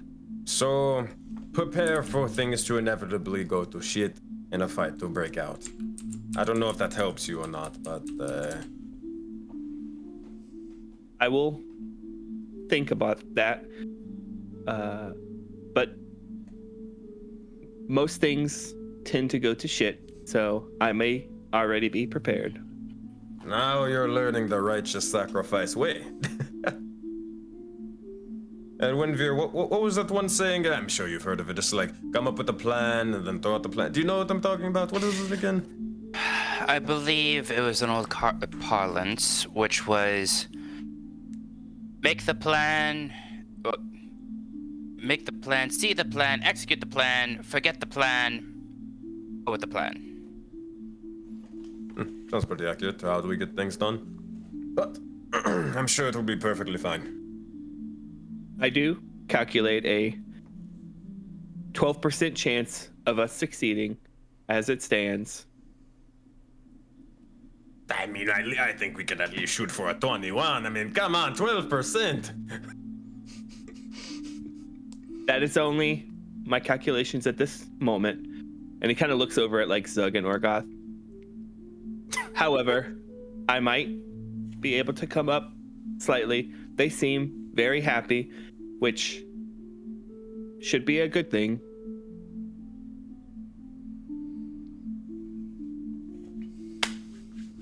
That being said, what's got you two so happy? Oh, we need blood. I mean, yeah, you always need blood. Yeah, but we need more. A river of it. Oh, that is a step. A big step. Oh. Well. No promises. I really don't make this promise, but depending on how things go tonight, you may be able to make a river of blood. But we probably don't want to be careful about fighting out in the middle of the streets. That's probably stupid, if we can help it. At least with authorities probably saying, righteous sacrifice goes to jail. I don't think any of us want that right now. Of course not. Zug's looking at Rashid. He gives like a cold smile and says, It's okay, Snake Mans. We have guidance. Guidance, like what, the spell? Zug just grunts. Wait, you can cast the magic? No, you're lying. What do you mean guidance? Zug, Or keep God. quiet. What? Fucking Orga. What'd you say? Well, the guidance over God. Stay That's all we self-sufficient. need. That's his nature. Fucking snitch ass.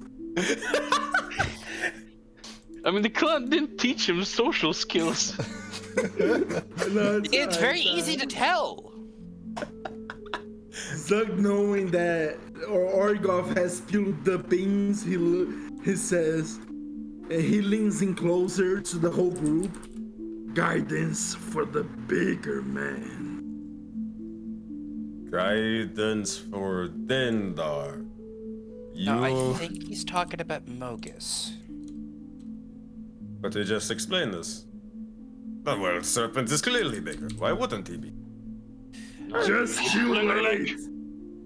We don't need this theological discussion right now. What we need to do is get to the task at hand. Right now, we'll probably most likely have ourselves an esoteric cult trying to collect very dangerous artifacts.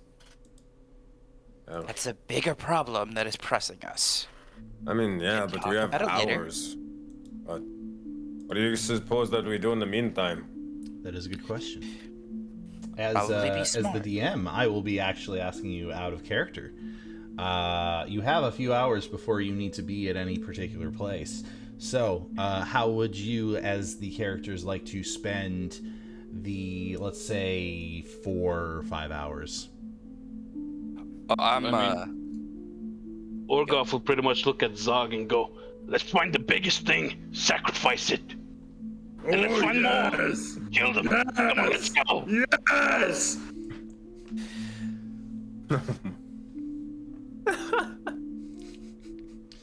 All right, fine.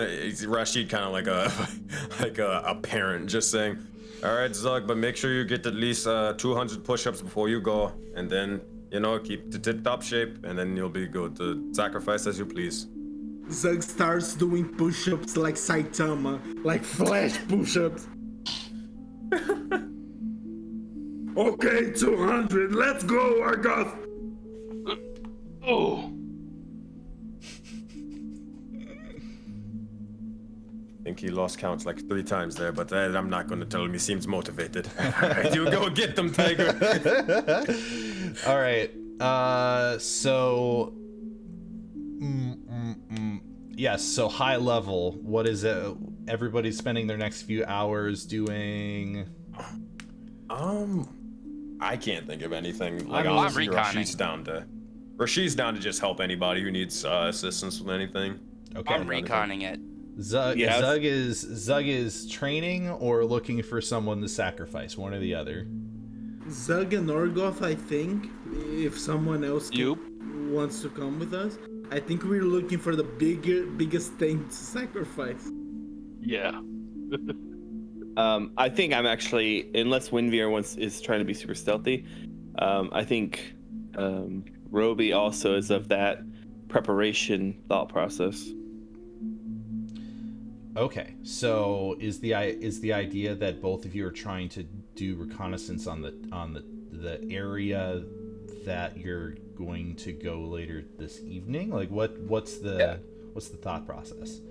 I was going to reconnaissance it, see if we're able to set up in a situation in which is going to be advantageous for us, considering is that we're the one that actually has the knowledge, and so far the severed hand have not showed any type of knowledge towards us knowing that knowledge. So if we're able to do is go within a stealthy manner, as well as a few talks here and there with a local constabulary, we would be able to set up a situation that is better for us. Understood. So, And I'll definitely make sure to like tag along for that. That makes a lot more sense for Roshi to do that. okay. Sorry, Zug. In which case, So good. why don't we switch over to the SEGLESIA map and we run through the next steps of your journey. Let's make sure I have the correct...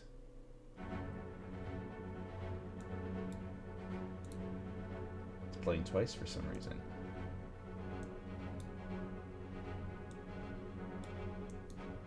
There we go. To the map!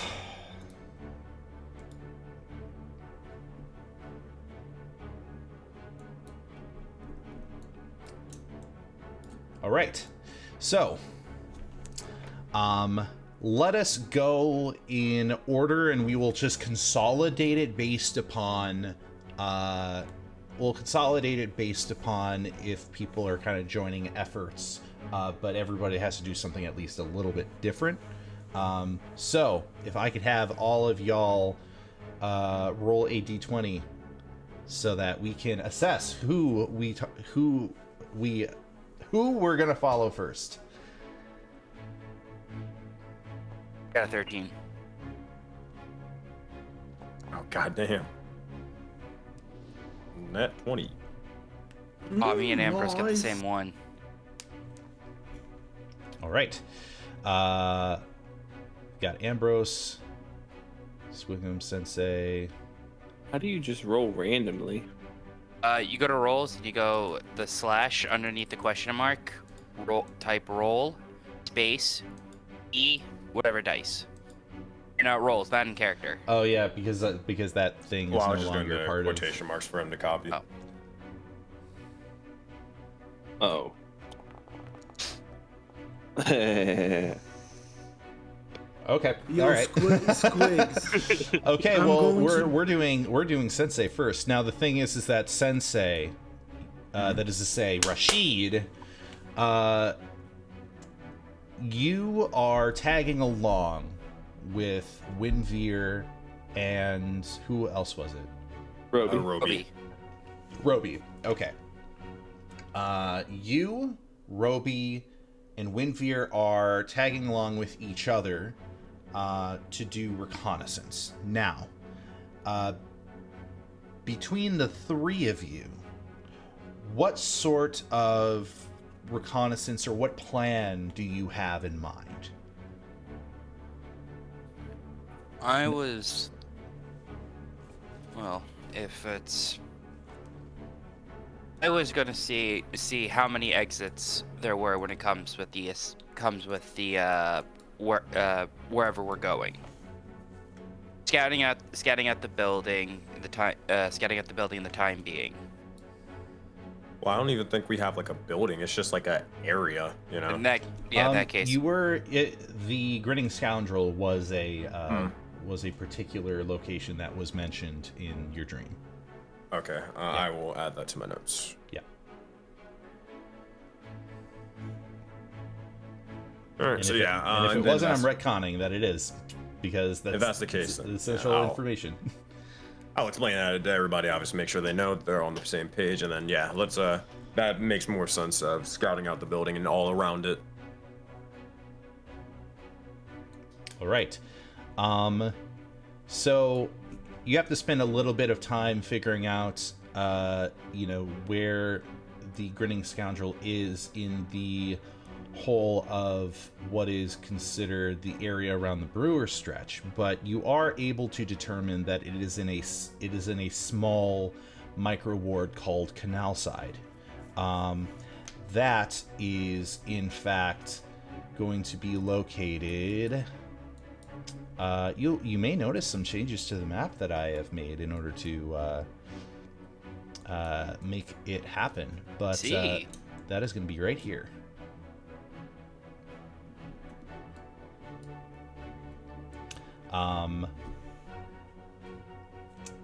And so, at least for, so that's the general idea of what the three of you are doing. Is there anything in particular, Rashid, that you want to determine? Any information that you want to uncover to help prep you for the evening? Honestly, well, I mean, there's not much. Rashid will more so prepare himself mentally for everything to come. But it's more so he'll probably throw this over towards Windveer, if anything, because he feels like this is more of his sort of alley. Giving him advantage on his role, basically. Yeah, because I feel like Rashid would probably feel like that Windveer knows more about like sort of scouting out areas and like things to kind of look for and all that stuff rather than him. Okay, so you're the informant, the intel person for Windveer being the scout. I mean, if anything, just keeping an eye out for anything that you may notice with oculi eyes and all that stuff. But letting Windveer pretty much lead this whole thing. All right, gotcha. In which case, next in line, it's between Ambrose and Windveer. But hey, Windveer has a higher dex, so I'm just going to say it's going to be Windveer. In which case, let me go ahead and move both of your tokens over to the area, and Roby as well. Yeah, and just a quick note for Roby. You know, if there's people around, obviously, you know, the inciting, I'm trying to see if people are watching us. But for the most part, unless Windveer is going ahead of us by quite a distance, just assume that I'm guidancing him. Okay, gotcha.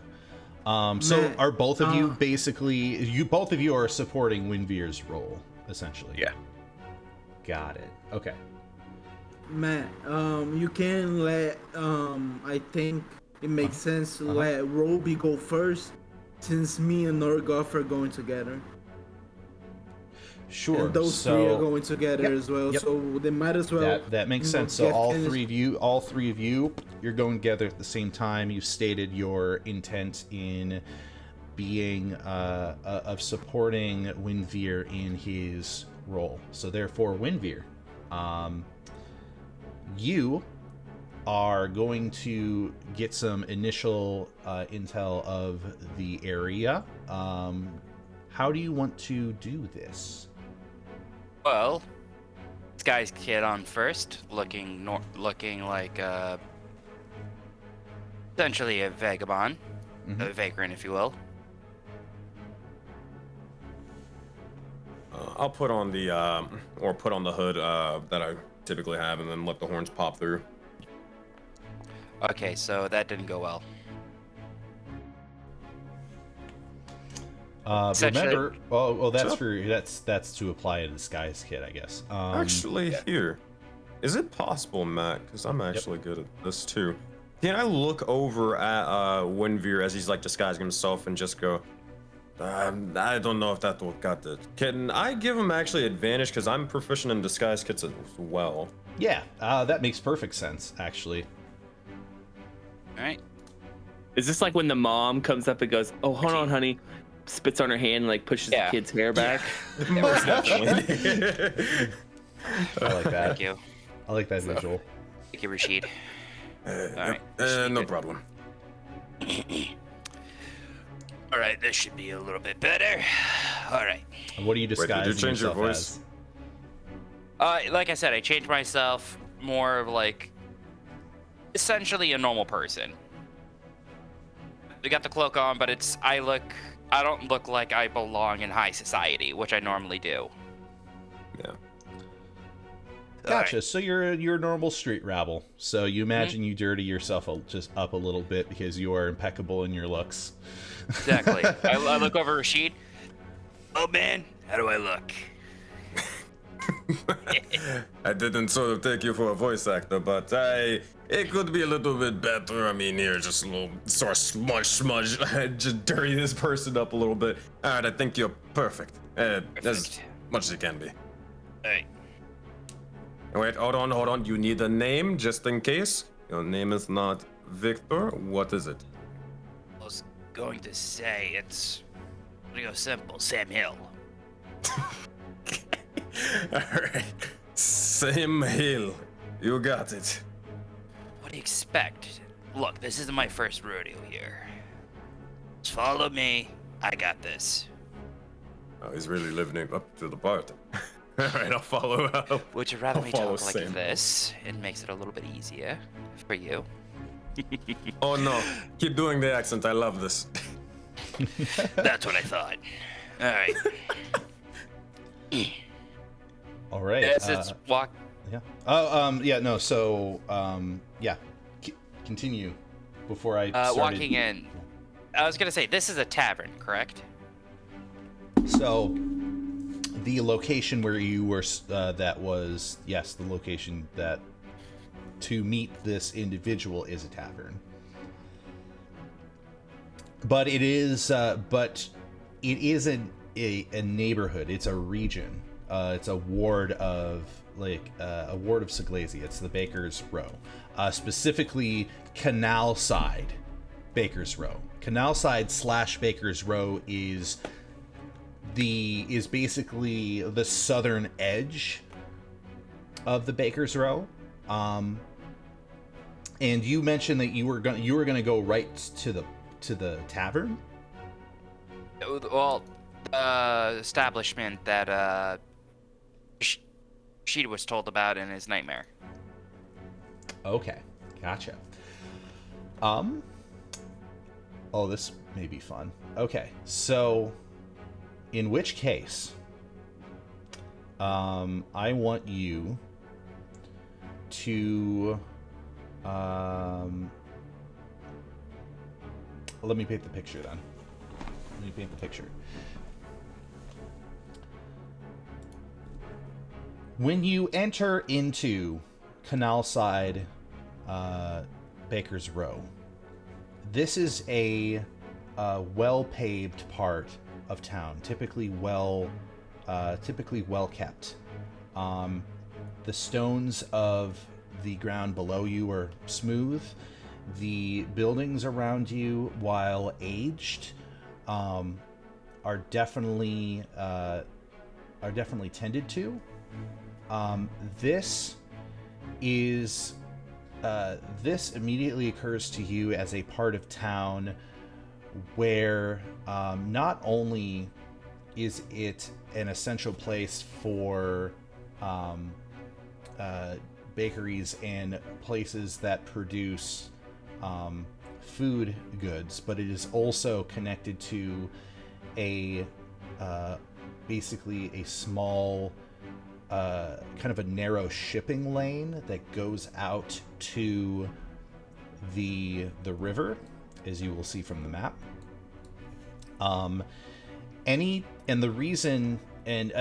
Do a history check. All right. It'll Let's see. kind of flavor how much I actually tell 16. you. Yeah, that's significant. Yes, you've been to this neighborhood multiple times before. Maybe not this exact corner. Maybe not this exact set of blocks. But the thing is that Baker Street is known, or the Baker's Row is known for being the place to go for, for baked breads, for muffins, for anything anything that takes grain imported from the tradeway through the river. It is one of the places in SEGLESIA. Not a lot of people necessarily think baked goods when they think SEGLESIA, but it's sort of one of the, best kept secrets that if you want to find a place where you can eat a fantastic, let's say, meat roll or a fantastic sweet bun, like some of the best you've ever had, you go to Baker's Row. And you've been here a few times before. But at this point, at this moment, and I should add this in because it is not visible the way it is now, but you are in the middle of winter, so there is going to be snow. There is ice and snow across the way that you are stepping, and of course closer to the canal side, things tend to be wetter, so it's a little icier, so you are careful with your steps. You look up and you are going to notice that a snowstorm of sorts is going to be blowing in fairly soon. But what seems to be strange to you is that it almost seems like, as you stare ahead, you can't see past 2 blocks already. And this is curious to you. When you step forward as a bystander, you notice that the edge of the water is before you, going into the canal. Typically, a person can see on the other side of it clear as day on pretty much any day, but for some reason, you are literally standing half a block, and it is like a thick fog has settled, a thick, winding, tumultuous words. Turbulent fog has settled over the water. This does not seem natural to you. You actually identify this as, if you were to stare across the canal, you would be staring right into Baker's Row. But you are not. You are staring into just fog. As you make your way towards the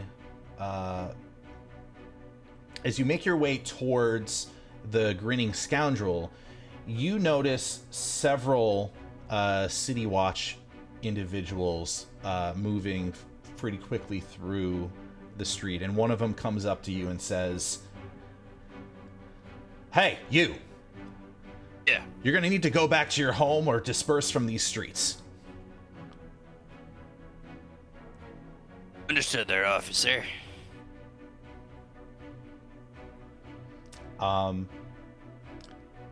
And so he's going to point you and basically say, I would not be here for too much longer. There's been reports of dangerous creatures on the other side of the canal, and we have a bit of a situation at the bridge. You're gonna want to go to safety.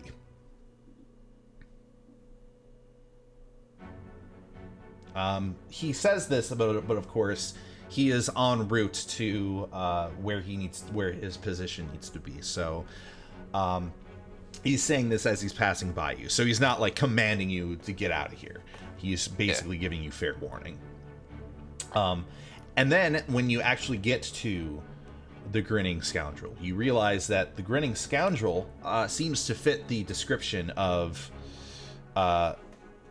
it seems like not nearly as nice as some of the other buildings around here. It seems a little bit ramshackle. It definitely seems like a hole-in-the-wall tavern.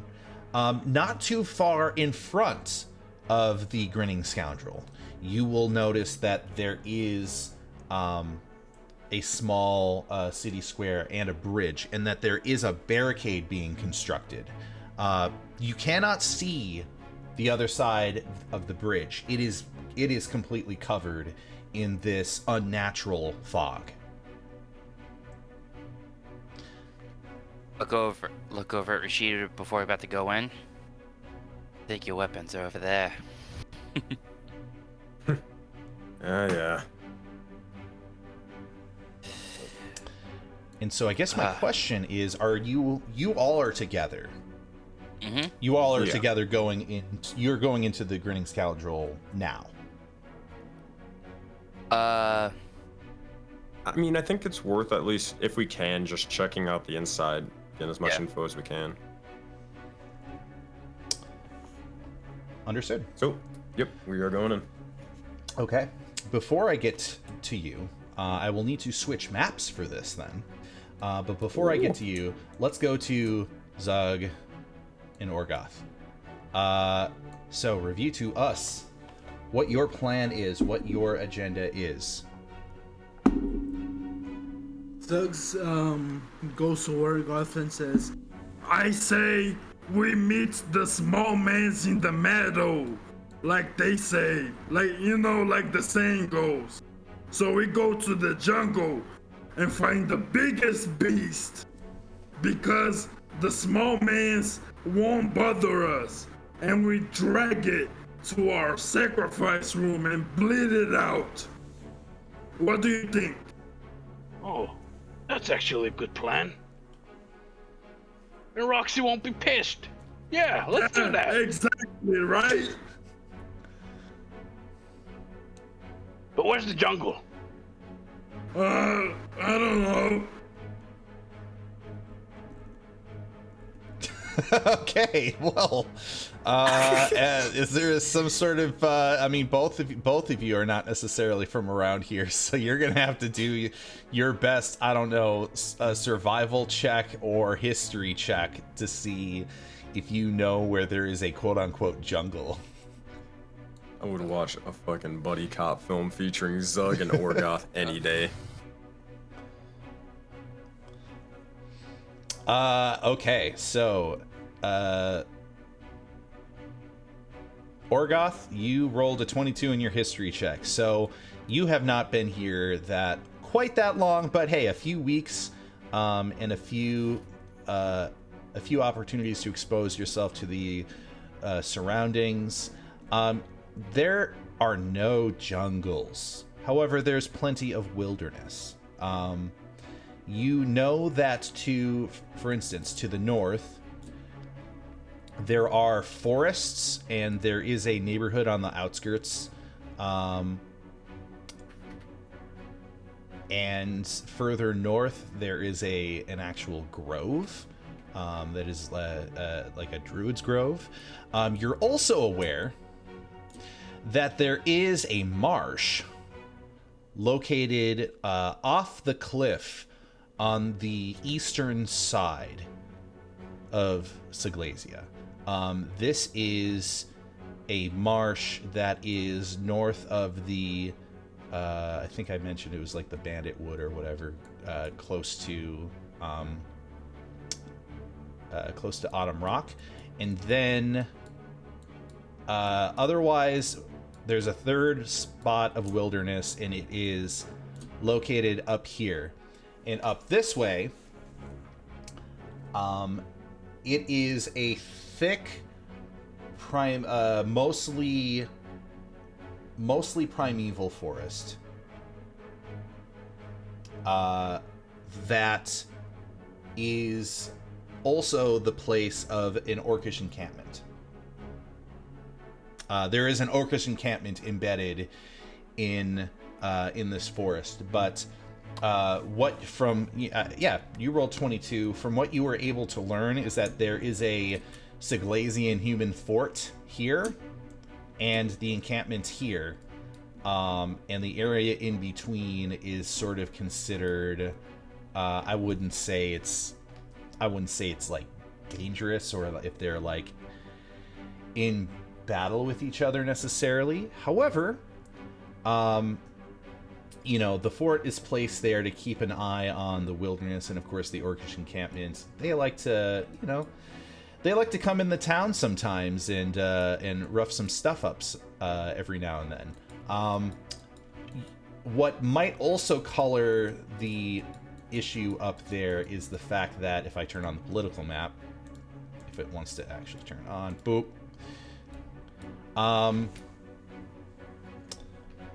There is a little bit of opposing differences happening here as well. But that is as much as you know. There are 3 different areas of quote-unquote wilderness you can go to if there's a spot you want to bring somebody. So you have choices. It's up to you. It's up to you, man. Maybe in the Orcish encampment we can get more information as well. Okay, Zeg follow you. Zeg don't know let's go. around here.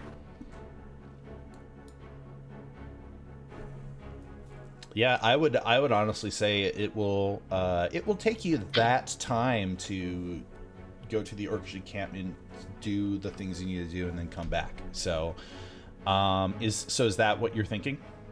Yeah. All right.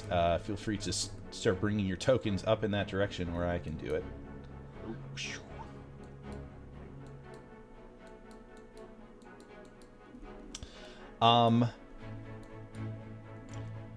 So since you have to go into the wilderness to accomplish this, and you're trying to find this Orcish encampment, whichever one of you has a better survival skill, please roll it.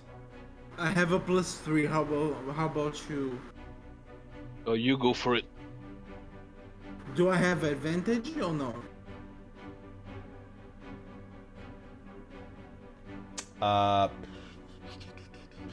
I would say it's just it's a plain survival.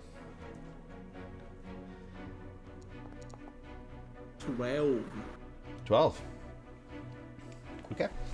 You can pretty much figure out the general direction you need to travel with a 12. However, it is you are for the most part going to be taking a kind of a longer route to get there, in which case for you I am going to roll a potential encounter. So, one of you, please roll a D100 for me. Go ahead, Rogolf. I'm feeling your luck. What luck? I'm feeling it. Go for it. 9. All right.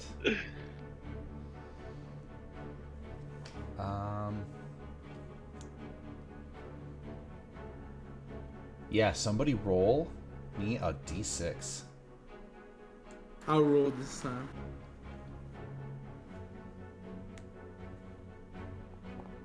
Oh. Oh god.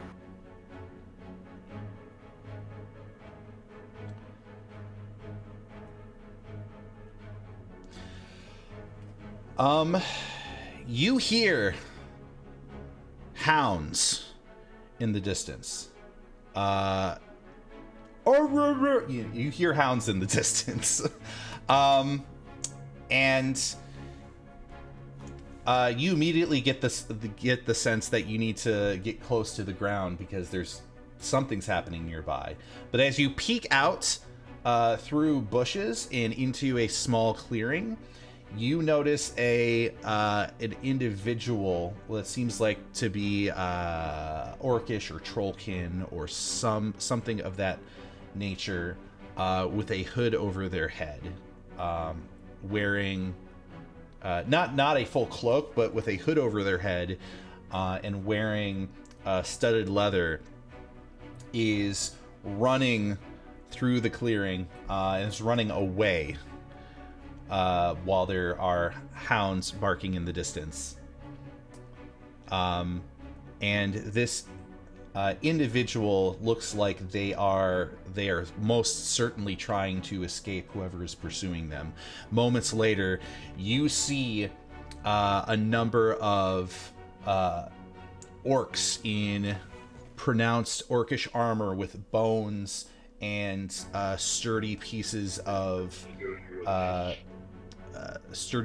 chosen furs and wood kind of meshed into their armor, with some of these bones clanking together as they are barreling through the wilderness trying to chase down this individual, and these large, very, very ravenous canines that they have on chain leashes are leading them directly to this person trying to escape. Given that you are witnessing this, is there anything in particular you wish to do with this situation?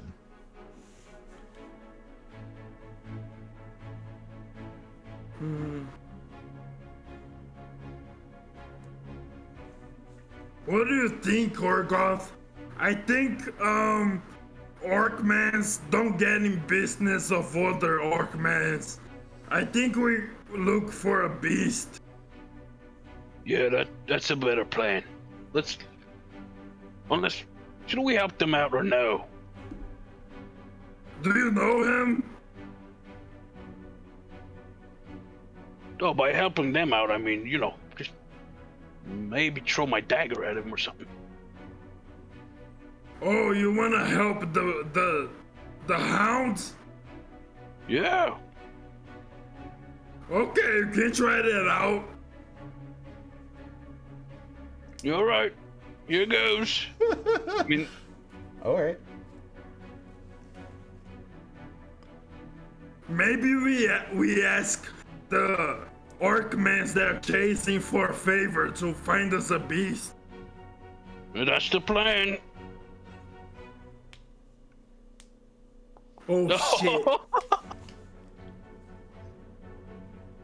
So Not 20 on the dagger. So run this by me. You're gonna attack one of the big hulking, and these are like I say canine, but it's barely even. It's not a pet dog. This is not even like this is nothing like that. This is like a crossbreed between something monstrous and I'm canine. attacking the one running away, just so they can catch him up and help us out. You're attacking the one that is running away? Yeah. Oh, gotcha. And that's why this is so funny. Okay. Well, listen, roll your damage.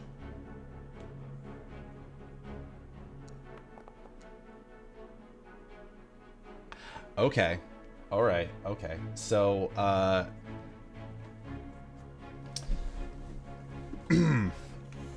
what does this look like? Well, an accidental slash to the neck area. Well, he was aiming for the leg, but he missed. Oh man. Okay, so this scene seems pretty badass, because imagine you have this person who is running away. He is barreling through this clearing as fast as possible, and there are a bunch of these tribal orcs with facial paintings and this armor, and they are in hot pursuit with their monstrous beasts trying to chase after this individual. And then out of nowhere, from the trees, this knife just kind of shoots through the air and then slices across and into the other side of the clearing. And then all of a sudden they notice that the person running away slows down, and they stop to kind of witness what just happened. And the person that slowed down turns, and he is just gushing blood, and he staggers forward a couple times and then falls down to the ground dead. Orgoth is like, oh, oops. Nice throw, Orgoth. I was aiming for the legs. Who goes there?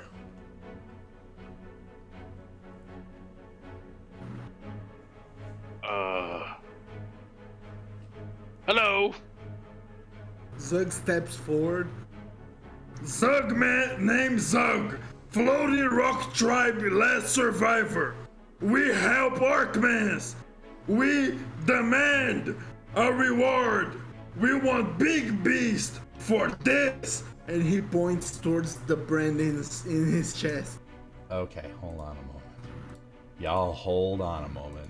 So, I need to create an NPC for this, I think, because a very particular thing happened.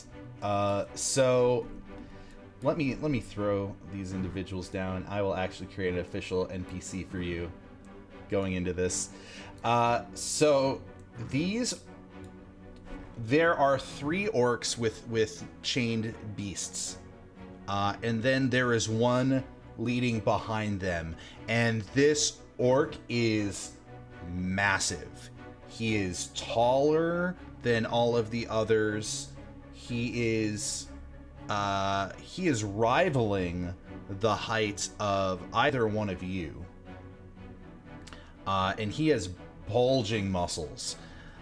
And he has more of a palish look to his skin as he steps forward. And he gestures over to the other orcs, and they start coming into positions surrounding all of you. Oh shit. And then he steps forward. And I literally gotta look up.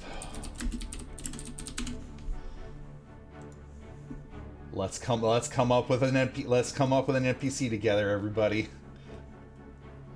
Yeah, okay. Okay. Alright. Timothy of the Crashing Wave Clan. Nope. Nah.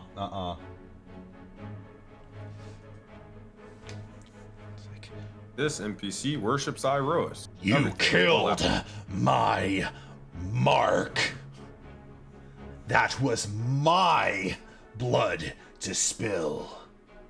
How dare you steal the mark of Mubzag the Gargantuan?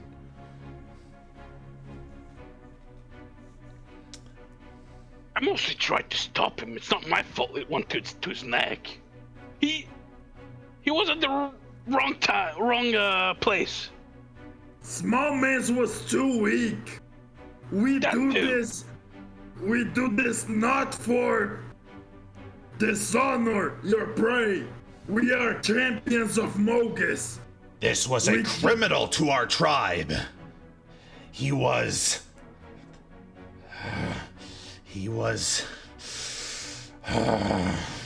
and he is bulging in anger at the fact that this person has been killed. He was mine to kill. He laid with my wife, and you took his life instead of me. Well, to be fair, you weren't really about to catch him, you know. He was too fast for you. Honestly, we help you. Just take him to your tribe as a trophy. We only need information on big beasts for our god. He will step forward, and he will actually stare both of you down. And I would like, of course, for both of you to make a, I don't know, let's make this an insight check against his intimidation. Because he is quite big. He is very big mans.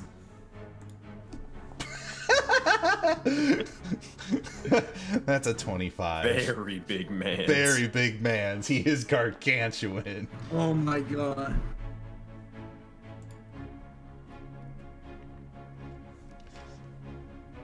And he the way he is standing, he looks like he could, with one hand, like for how big you are, he could with one hand crush any one of his henchmen's head with, like, a popsicle.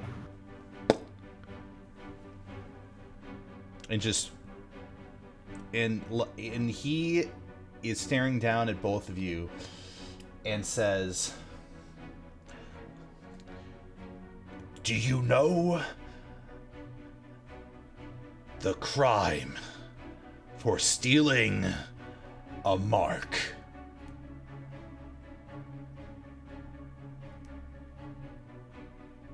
I mean, surely something so small has no honor for you. You need something bigger, a real challenge. I would say 25 is enough for me to auto-enable the fact that he is going to grab you, Zug, by your person, and he is literally going to lift you up and stare at you face to face. And he is going to say, "The punishment is death."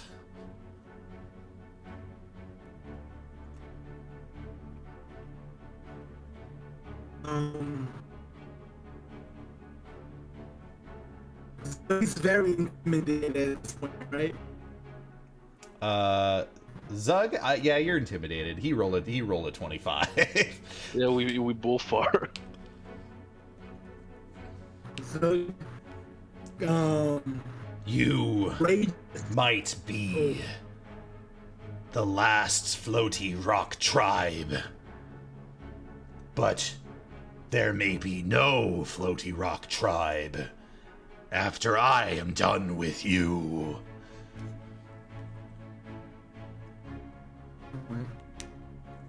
Let me read something real quick. Okay. I'm going to rage and pick the fire element, which means that I gain resistance to fire and radiant damage, and I shed like bright light in a 30-foot radius. Okay. And dim light, so 60 feet, 30 feet of intense light, 30 feet of dim light. Mm-hmm. And you can see as the Mogus brand starts to literally burn, but it doesn't hurt Zug.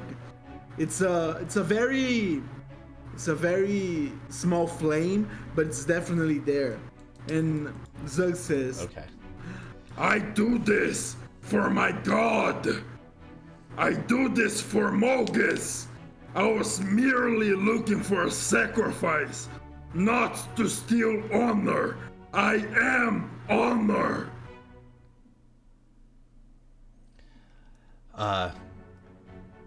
Mubzag looks at you, Shine Bright, and he has this cruel grin on his face, and he says, "You think you a disciple of Mogus? I'm his champion. Me Then- and Norgoth. We shall do one-on-one battle. Right here, right now." And we are going to pivot away from this scene. "Holy shit!" Do we have a reaction or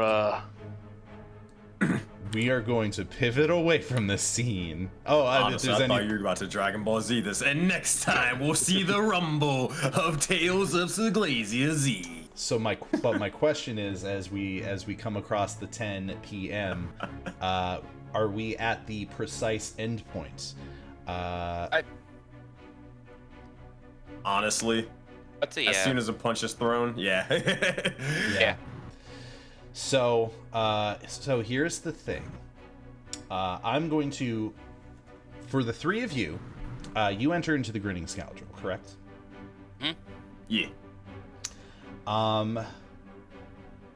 As you enter into the Grinning Scoundrel, I'm gonna make this pretty darn quick.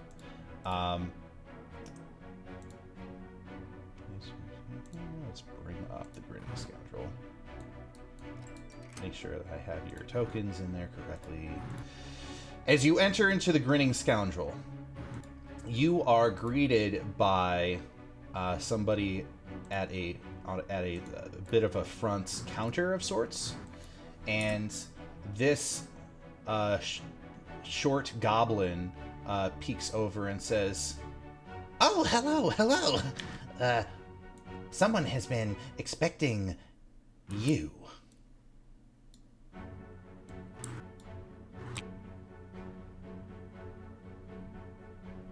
Strange it was, because you were disguised. Were each of you, hold on, let me back up here. Were all of you disguised?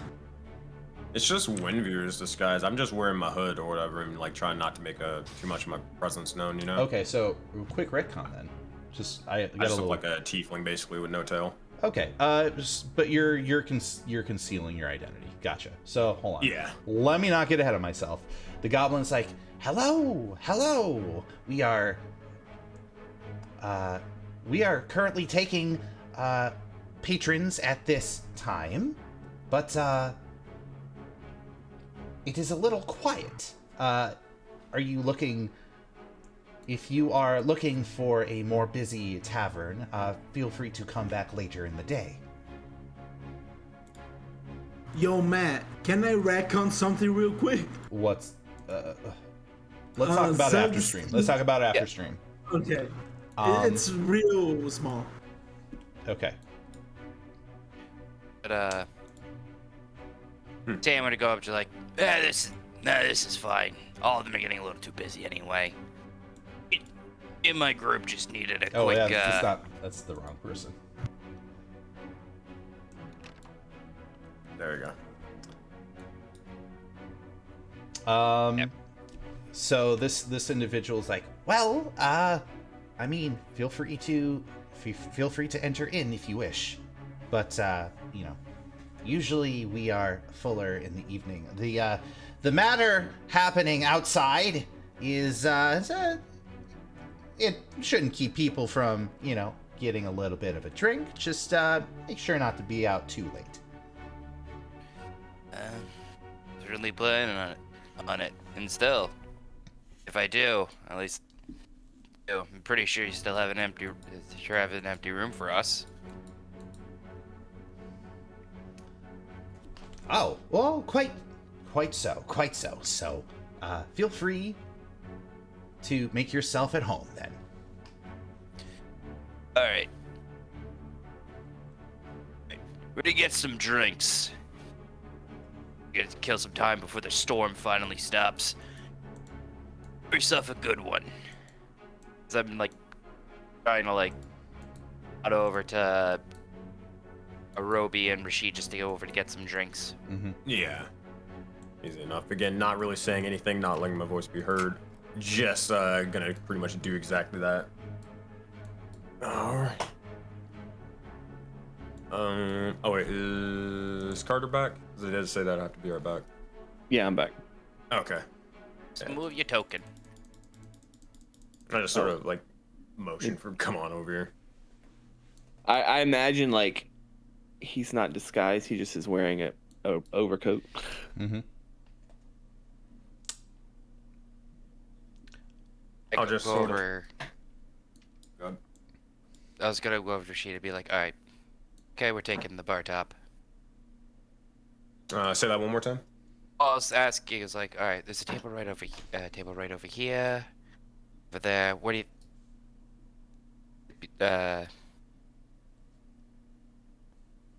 Just follow me as I'm gonna plan myself right here.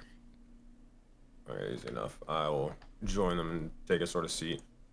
Sitting where I'm got a little visual on pretty much everything, not having back closed or back turned to any doors or windows or even any people you can see. Gotcha. So the dwarf at the bar steps forward. And he's like, "Can I get you anything?" Yeah. 3 beers. Little more on the heavier side. It's cold out. I said I'll pass Windveer 3 gold, or however many. Not 3 gold, but however much it costs.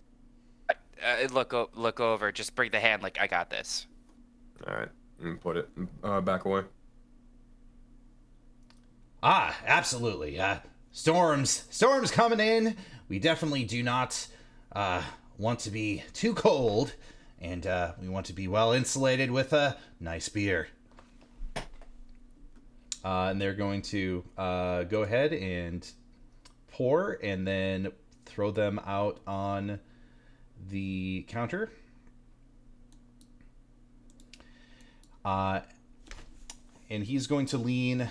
Well, he figures that nobody's here, so he's going to come out and he's going to bring it actually, to you. real quick. What's going on? Hey, Matt, could I actually look at this person's neck and see if I see a similar tattoo? I mean, I doubt it, but it's just like it came across my head.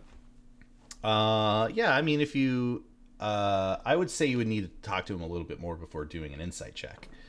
No, not insight check. Just seeing like if he has like a perception check to see if he has perception check. Sort of Sure. the same tattoo as the individuals I saw in the dream. Mm-hmm.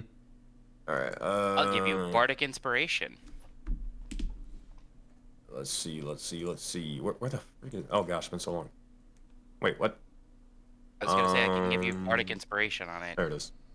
I was trying to find where the heck do you Remind. go to the thingies? 22. I can use it for later. Don't worry, buddy. 22, huh? All right. Just seeing if I noticed the tattoo or anything. When you look at this individual, you do not notice a tattoo. However, you notice a sort of strange glint in his eyes. Now the thing is that it doesn't occur to you immediately what it is. I'll reveal it after a few short bits of talking. He's gonna step up and he is going to say, have you heard much about what's going on in the Baker's Row? Not really. I showed up here, wanted to get some. I guess really just wanted to get some food or something. I normally worked out of the docks. They showed up from out of town.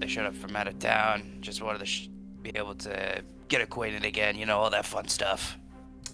Roll a deception check. This is good because I have expertise in perception. A deception. Perception. Probably can't help. Yeah, I probably can't help with that. That's more of his thing. 16. Okay. He doesn't know any different. He nods and he says, it's not a great time to be working at these docks. Not right now, at You're least. telling me. That sudden what snow fog that has billowed up across the canal. That's never seen anything quite like that before. And then of course the city watch are all abuzz because a bunch of reptilian types have decided to make home in Baker's Row, and it's Billion types. it's unfortunate. You mean like kobolds? Unfortunate business. Seems that nobody is allowed in and out right now. I hope everybody there is okay. I hope so too. You say reptilians, you mean like kobolds? Reptilians, kobolds? No, not their rabble. I'm talking about really, they kind of run through a spectrum. Some that are just as humanoid as you, but with a scale or two, and some that look like walking iguanas or snakes. Strange sorts. I've never seen them in my life. I was gonna say that. Are you sure you're not drunk? I mean, I probably agree with you, but you know what? I invest in rumors. This is just this is just the trade. I was gonna say, if I wasn't able to see the fog myself, I probably would have said you're crazy. That's entirely weird, man. Well, I hope I wish you the best. If you plan on staying here for some time and are headed out at night, I would not recommend heading out in the middle of the night, because there have been people saying that some of those reptilian types some of them been even popping out of the water and snatching people.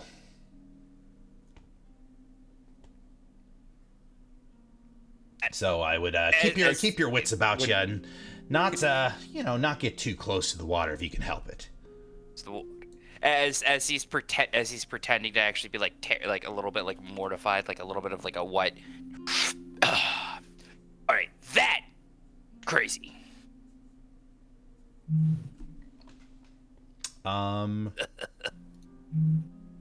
So Rashid, at this time, while you are watching this individual with your perception, your pretty significant perception, I would say that your perception kind of counts as transitively as a passive insight, and you were noticing that at certain points in the conversation, his eyes seem to be staring directly at you, even if he's talking with Mr. Sam Hill here. And you look him in the eye, and you think you see something else in his eye other than a retina and iris. They're hard to place it, but it doesn't seem natural. Please roll an Arcana. You got it.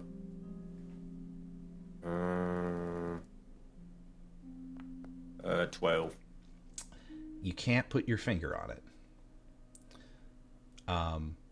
But it's something there. You don't know. Maybe he is under some sort of enchantment. He may have casted it himself.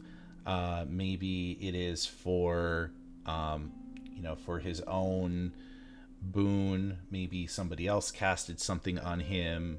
He is under there's some spell there, but you don't know what the deal is. Gotcha. I don't have any meat. Or wait.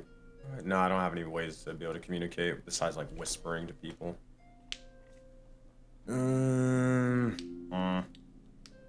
I mean, is he like staring at me or whatever? Or, like he's like, you said he was just kind of looking at me every now and again. He is staring at you more than what would seem organic and natural in a conversation that he's having with not you. Yeah, gotcha. I mean, if he's doing that, then maybe I'll just if it gets too much, I'll minor illusion and like underneath the table and just make like a random sound or something off to the side. Please stop. Okay. I'll make a random sound like off to the side, like kind of behind the tavern or something, or excuse me, the bar, just to get a little small noise or something, like maybe dropping, like, oh, what is that? And then just, if he was to take that bait, just turn around and not face really any of them, just enjoying my drink. Okay. I'd like to throw out there. Yep. Well, let me ask you this, because I don't want to meta this, but, with my passive, can I insight Rashid to kind of get a vibe? Like, I don't care about the guy, but like seeing that it looks like he's, I don't want to say uneasy, but seems like he's trying to do something. Would I be able to tell, like, when he tries to do that he's trying to cause a distraction of some sort? I mean, I would kind of presume that you three are in sync with each other in some degree. Okay. That you Perfect. are, I mean, as you are not necessarily being the person who's chatting, Mr. Sam Hill is, you are watching and observing. Yeah, like Roby's been quiet the whole time specifically because he's unsure what to do. Like he's not a deceptive person. Yeah. Like literally, he is very honest, and he has seen Rashid and Winevere enough to know, okay, let me let them handle it. And when he sees Rashid kind of trying to throw the guy off a little bit, I'd like to kind of turn ever so slightly enough, and I'd like to cast Thaumaturgy. And if the front door is unlocked, it will swing wide open like someone slammed it open. The bartender steps forward. He first turns around with that sound, and then he steps forward. Does this all happen at the same time, or do you do it after the... I would say that, like, seeing Rashid, I would have to see Rashid do it before I know that, oh wait, he's trying to throw this guy off. And so if the guy doesn't pay attention to that, then that's what I would want to do. Oh, okay.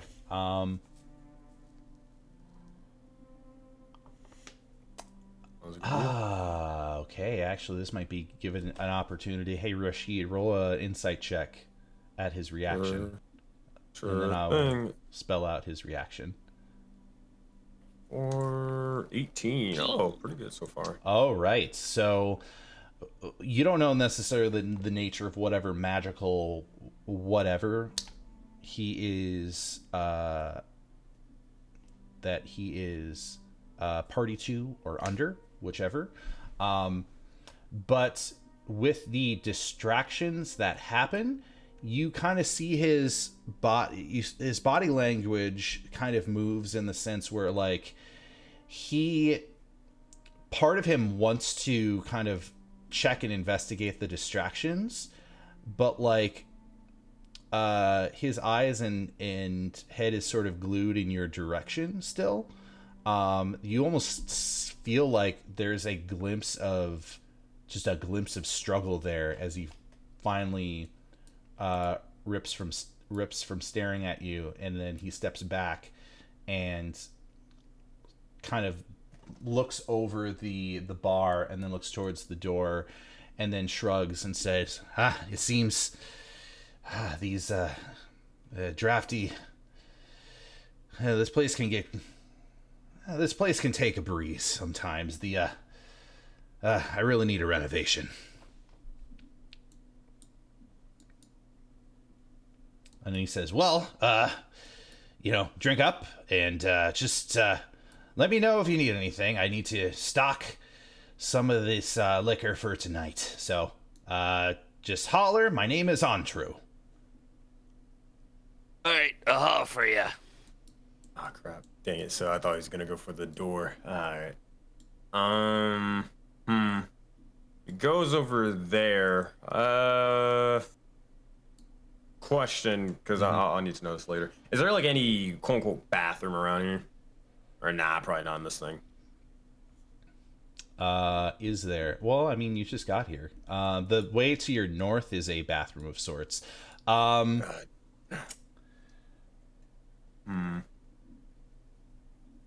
Yeah, if it's over there, then it probably won't work. Never mind. But I'll probably just whisper over to like Roby and Winvere and all that stuff, and just say, he's been enchanted of the swords. If you got the way to dispel it, I advise you to probably do it now. That's the problem, I don't. Roby, do you have a way to dispel magic? I do not know how to. I can read magical auras, but that is about it. Wait. Does I don't know. Do you think that Winvere got any tricks to, like, charm people? I don't know if that's how that works. If you can override the charm with your own. I don't think I'm going to be able to I don't think I have anything to really I got an idea. It's not referring to that, but We want to scope this place out, right? There's an upstairs from what I can see. If you want to get upstairs, I can get upstairs, but you got to cause a distraction for me to slink up there. That would be a downstairs. Downstairs? That's still interesting to me. I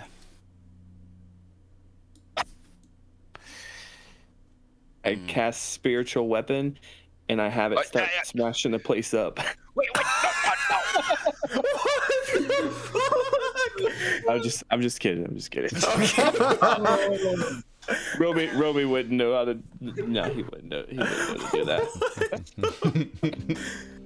My eyes went wide so fast. Oh, same with mine. I was like, what? No, I'm sitting here looking at my spells like, oh, what could I do? Roby just went rogue. Yeah. I looked Alright. over, just like, see what we're gonna do in terms of distraction. Pretty much it's pretty dead, so they're probably gonna be keeping. I got an idea, if nothing else.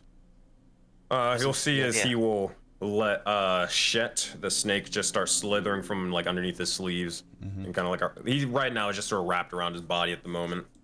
This will be me, quote unquote, summoning him, and as this sort of happens, his head will poke out for a brief moment. I can get his attention and whistle and point him out.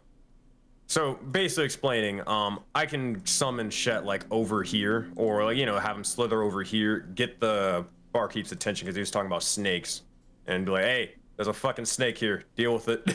What are you doing? Yeah.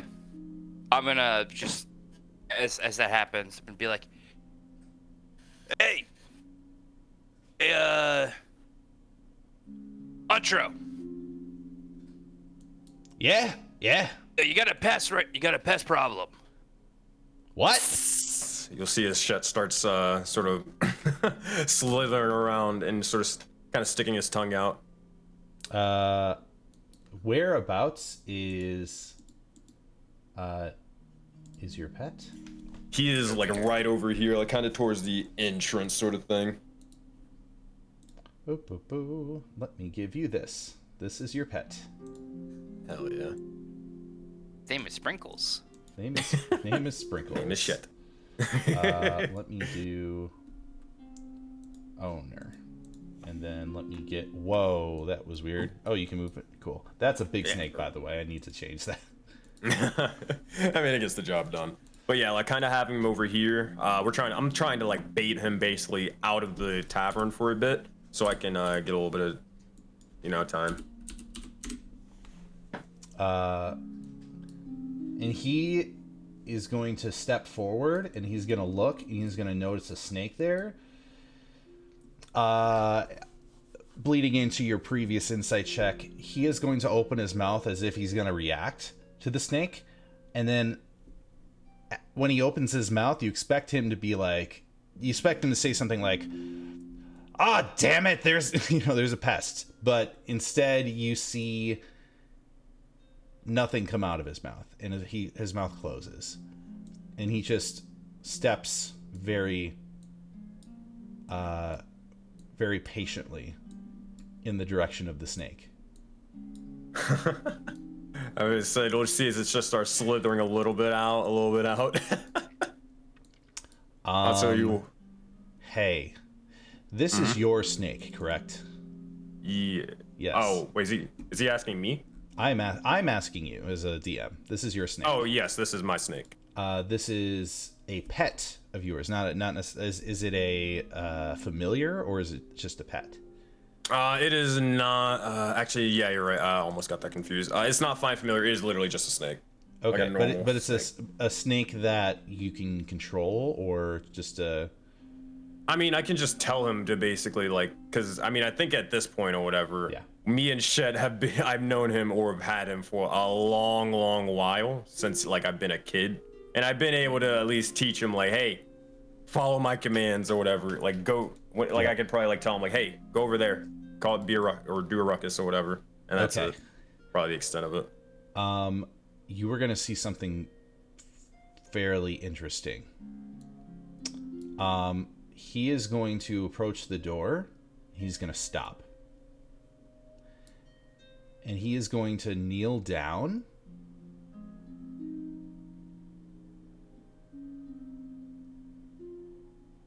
and you are going to hear very quiet hissing noises coming from his mouth.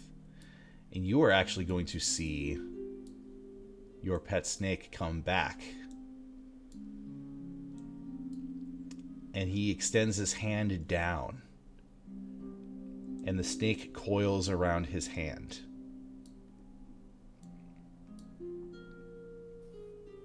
And he brings his hand up, and the snake is hanging to his arm like it's a tree branch, and is staring directly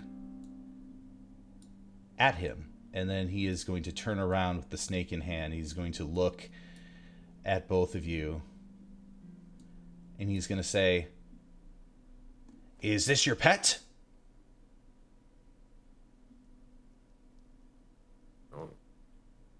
Why would this simple pest just be my pet? You're going to see his left eye quirk. It's going to quirk manically. Yeah, 18 still your insight. He is like struggling. Does he with my passive insight, do I know he's under the magical effects? Yeah, I told you. Oh yeah, okay. So like as he turns and he asks that, like Roby's watching this whole play out, like, okay, I see he's trying to cause a distraction. Wait a minute, this guy can speak to snakes. Probably not good. And like as he asks Rashid that, and Rashid's like, that's a everyday pest. Roby turns towards Rashid. I believe that there is only one way that we have at this moment to relinquish this man of his affliction. A nice rest. And he'll give so Roby doesn't have eyelids, but you'll see one of his eyes like turn off and turn back on. Like he's winking.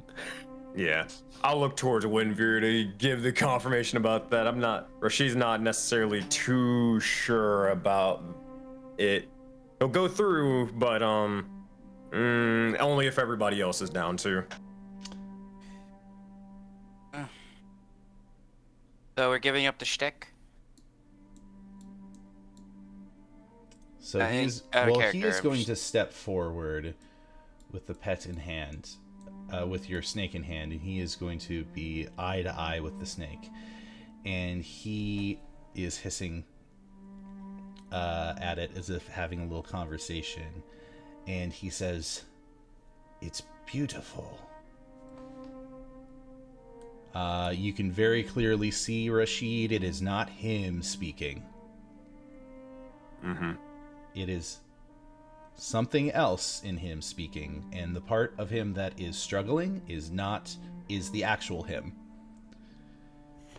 Yeah. I mean, again, just waiting for Windveer's sort of like leaving it up to him to make the executive decision.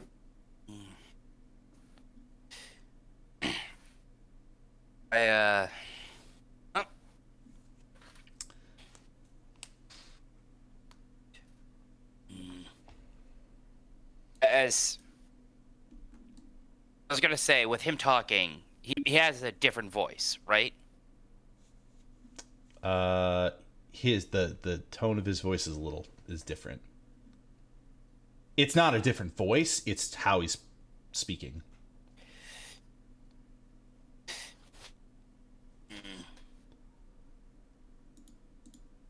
Like, oh, he goes like, yeah, it's a nice parlor trick, man. You're able to talk with snakes?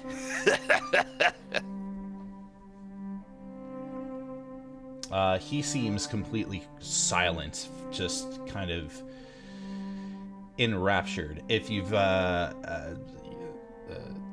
Rashid, you have seen snake charmers before. It seems like both of them are kind of undergoing the same kind of trance right now. That being said, all right, Rashid's had enough. He's been waiting. You got nothing. He'll just say over to Roby, close the door. Basically use thaumaturgy, and he's gonna just stand up.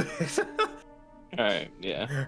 All right, he's gonna walk over and literally just straight up like, well, time to do what Zug would do. He's gonna grab his, literally his, because we have no other way to do it. He's gonna grab his face and slam it into the bar, or bar table.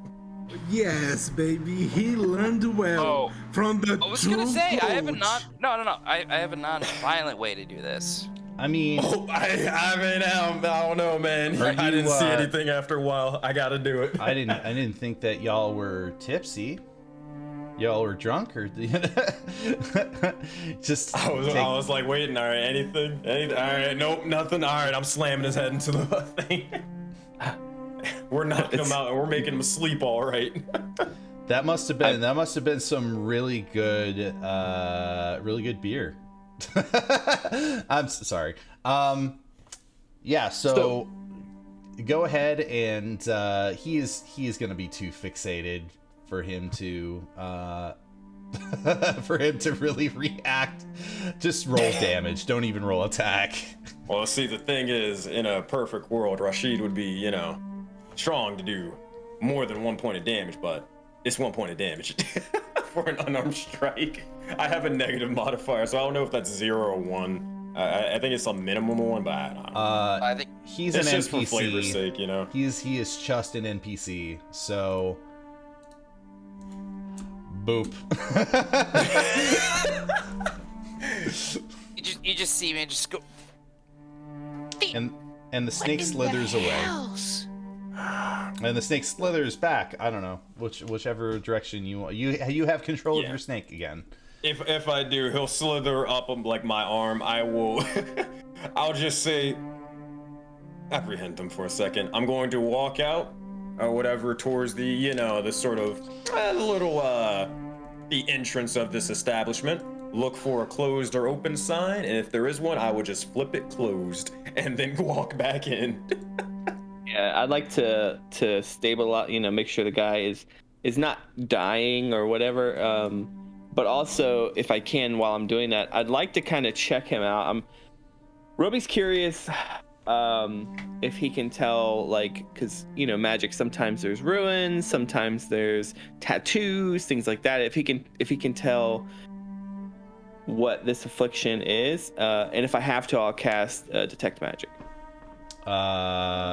You would have to. Okay, so I will do that.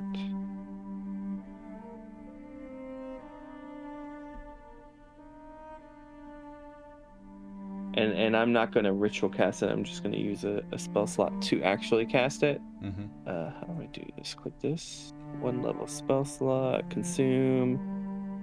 Boom. While I'm kind of I guess what you said you're gonna ritual cast it. I'm not. You're not. You're gonna cast it. Okay, good, because time. Yep. Mm-hmm. So you, upon casting it, are gonna see an aura sort of around his head, basically.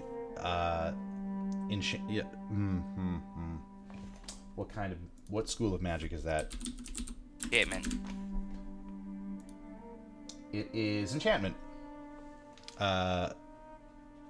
An aura around his head that is an enchantment spell, and you notice the same from the snake as it slowly dissipates. You notice it in a third place in the room. My question for y'all, as I was sitting and trying to very closely listen in to what you all had said that you did or did not do, although because I didn't hear it, you were basically open to say that you didn't do it. Did you drink any of your beer?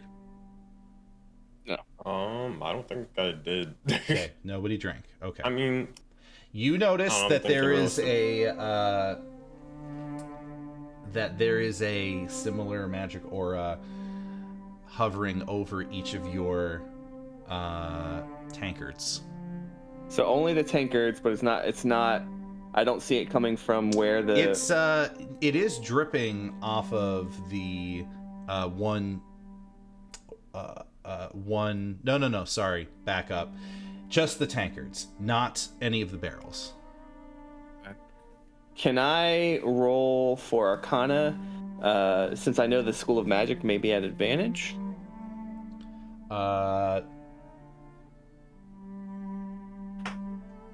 Roll an Arcana since you know the School of Magic. I mean, you know lots of schools of magic. You're a wizard. Right. Well, that's what I'm saying. I was just trying to see if I can get advantage on the check because he's not, smart. His magic comes from within, so to speak, aka his deity. I would argue that, like, say, if you were if you had like a specialization in a particular school of magic, that then you would get advantage on that school of magic. But generally speaking, you're not a wizard. You're a cleric. You're correct. But no, you wouldn't get advantage for it. I understand that you have a -1 to your Arcana. Yeah, just trying it out. 9 is not necessarily going to indicate a whole lot, but you get the sense that it is basically the same effect. Yeah, so I see the enchantment over his head as well as over the two things. However, it's not anywhere else. So I want to clarify before I in character bring this in. If it's not in here, then he had to have done it. That's a question. Sorry, not a statement. Is that a fair assessment? You could make that assessment. Okay. So I would get down. I'd medicine check, stabilize him or whatever, make sure he's not dying. Quickly cast detect magic, see the aura, and turn back towards Rashid as he's coming back over from turning the sign. I am unsure at this moment the exact method of magic that is being used. However, it does seem to be of the enchantment school, and I'll point towards his head. I see a faint aura around his head, as well as, and I'll point towards each of the cups one by one, each of our tankards. I am not fully sure, but I do not see the enchantment anywhere else. And I'll even get up and walk over here just to make sure I'm looking correctly and making sure it doesn't look like. And if there's no aura, which I'm assuming you said it wasn't, and I'll put my hand on the barrel. I do not see it coming from the barrels, which would make me believe that he has casted the spell. I do not recall him having the opportunity to do that, though. I am confused. I'm guessing he's not the one that cast the spell. I guess it's the one that put him underneath the controls, the one who cast it. Probably were the Yanti that he mentioned earlier. The ones that come out of the sea. I'm starting to walk back, and I'd like to start investigating. What a waste. I was hoping for a good drink anyway. Probably ain't getting one here, but I don't know exactly how much time we have. Should we here look upstairs, and then anybody want to accompany me downstairs to figure out what the hell is down here, if anything? We should probably check downstairs with the three of us. Fair enough. Let's just make haste then. Okay. All right. So I'm going to stop y'all at that moment here. You are going to make the decision to head downstairs, it sounds. Yeah, after Roby checks up, whatever they want to look up here, and then yeah. All right. Yeah. I'm just trying to confirm my consensus. Out of character, basically what's happening is I see the aura around his head, and I see the aura around the things. I know how spells are cast. That's simple, I would assume. So I'm assuming that he did it unless there is some other way, because we were watching him as he poured our cup. So he poured it from one of these barrels, and if these barrels don't have the enchantment, which would make me think that the entire thing is enchanted, someone had to have casted the spell on it to enchant it, right? Yeah, I see what you're meaning. Do an investigation, or well, you did an Arcana check already on the spell. Yep, correct. But on the situation, I'd say investigation. You're investigating the scene of something underhanded, potentially. So roll investigation.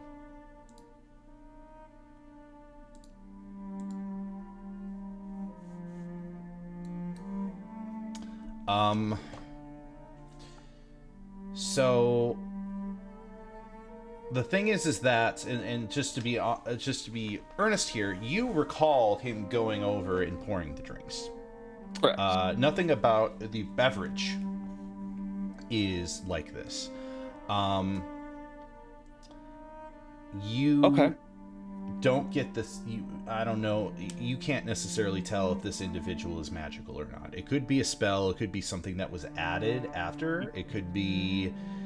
So you just said something that I didn't even think about, which makes 100% sense, that he's not the one. And if it's okay with you, I'll bring it in character, which is the fact that the tankards themselves were enchanted. So basically, us putting our lips to the tankards is what's going to cause us to be enchanted. If that's a fair assumption, which would mean he could have not casted it, which means whoever did do it could have pre-casted it, and these things are just enchanted mugs. I guess it's more of a thing of, doesn't really matter how they planned on doing it, just more so who did it. Exactly, and that's the point. Like, my intention here, DM, is to confirm, should I stay up here to watch this guy that I currently in character think did it, or should I be able, or can I be able to say, I think there's more at hand, let's go downstairs all together? I think your assessment and the results of your rolls, you know there's foul play going on. You have identified that this individual has been under some sort of spell, and it makes sense to watch him, but it makes sense to back up your comrades as well. There is not one or the other, that you are split, so it's ultimately up to you. Okay. So as I'm like over here investigating and looking, I am unsure at this point, and I do not like the odds at this junction. I believe that it is a 50% chance that he is the culprit, but he might not be. Confusion is not something I deal with often. I make numbers to make things make sense. All right. Just to be sure. Rashid, do you have rope on you? Trying to speak. There we go. I was actually just gonna pick him up and start taking him down with us. Simple as that. Let me see if I got rope. Actually I do. 50 feet of rope. And I'll look over and be like, all right, it's gonna be a problem. Tie him up first. Take him down with us. If not, we leave him in the basement. He'll be completely fine, I think. I wouldn't know. Yeah. But at least then, it'll give us more time to figure out what in the hells is going on. Like I said, simple as that. And if it comes down to it, don't leave him tied up. If there's a bedroom here, just leave him in the bed. Leave a note, say, you took a tumble, and we want to make sure that you're okay. Boom, boom, boom, and then we keep going. But we gotta get the move on before anybody decides to start snooping on in here. Be sure to lock the door before we go down. The front door, that is. Okay. Yeah, like I will I mean, I kind of assume like when Rashid like put the little closed sign, he probably would have locked the door as well. Oh, Yep. okay. Perfect. So you lock the door, you tie him up.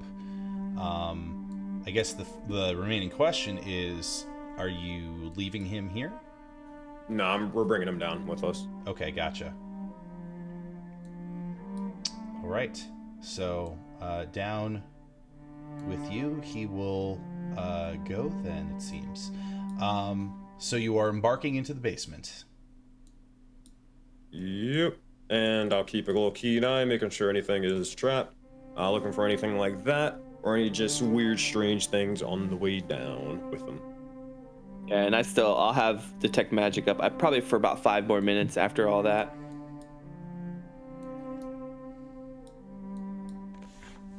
All right. So it is at this moment, as some of you are entering, that is to say, each of you are entering the basement, and that the other party is about to get into a rabble with some tribal orcs, that we are going to end tonight's session. What is at the bottom of this basement? What secrets are you likely to unveil? And will Zug and Orgoth survive their encounter with this gargantuan orc? Next session of Tales of Seglesia, we'll have those answers. I want to properly thank all of our players and all of our viewers. Final mention, of course, as is usual, this is a campaign that is within the Auroraverse. Basically, Project Aurora, which is a project that is a living world setting. There are multiple campaigns of which interact with each other in one way or another. You can become a player too if you click on that Discord link and hang out with us in voice chat, hang out with us in general chat, apply to be a player. We have openings. So this was Dr. Swiggums playing as Winveer. Hello?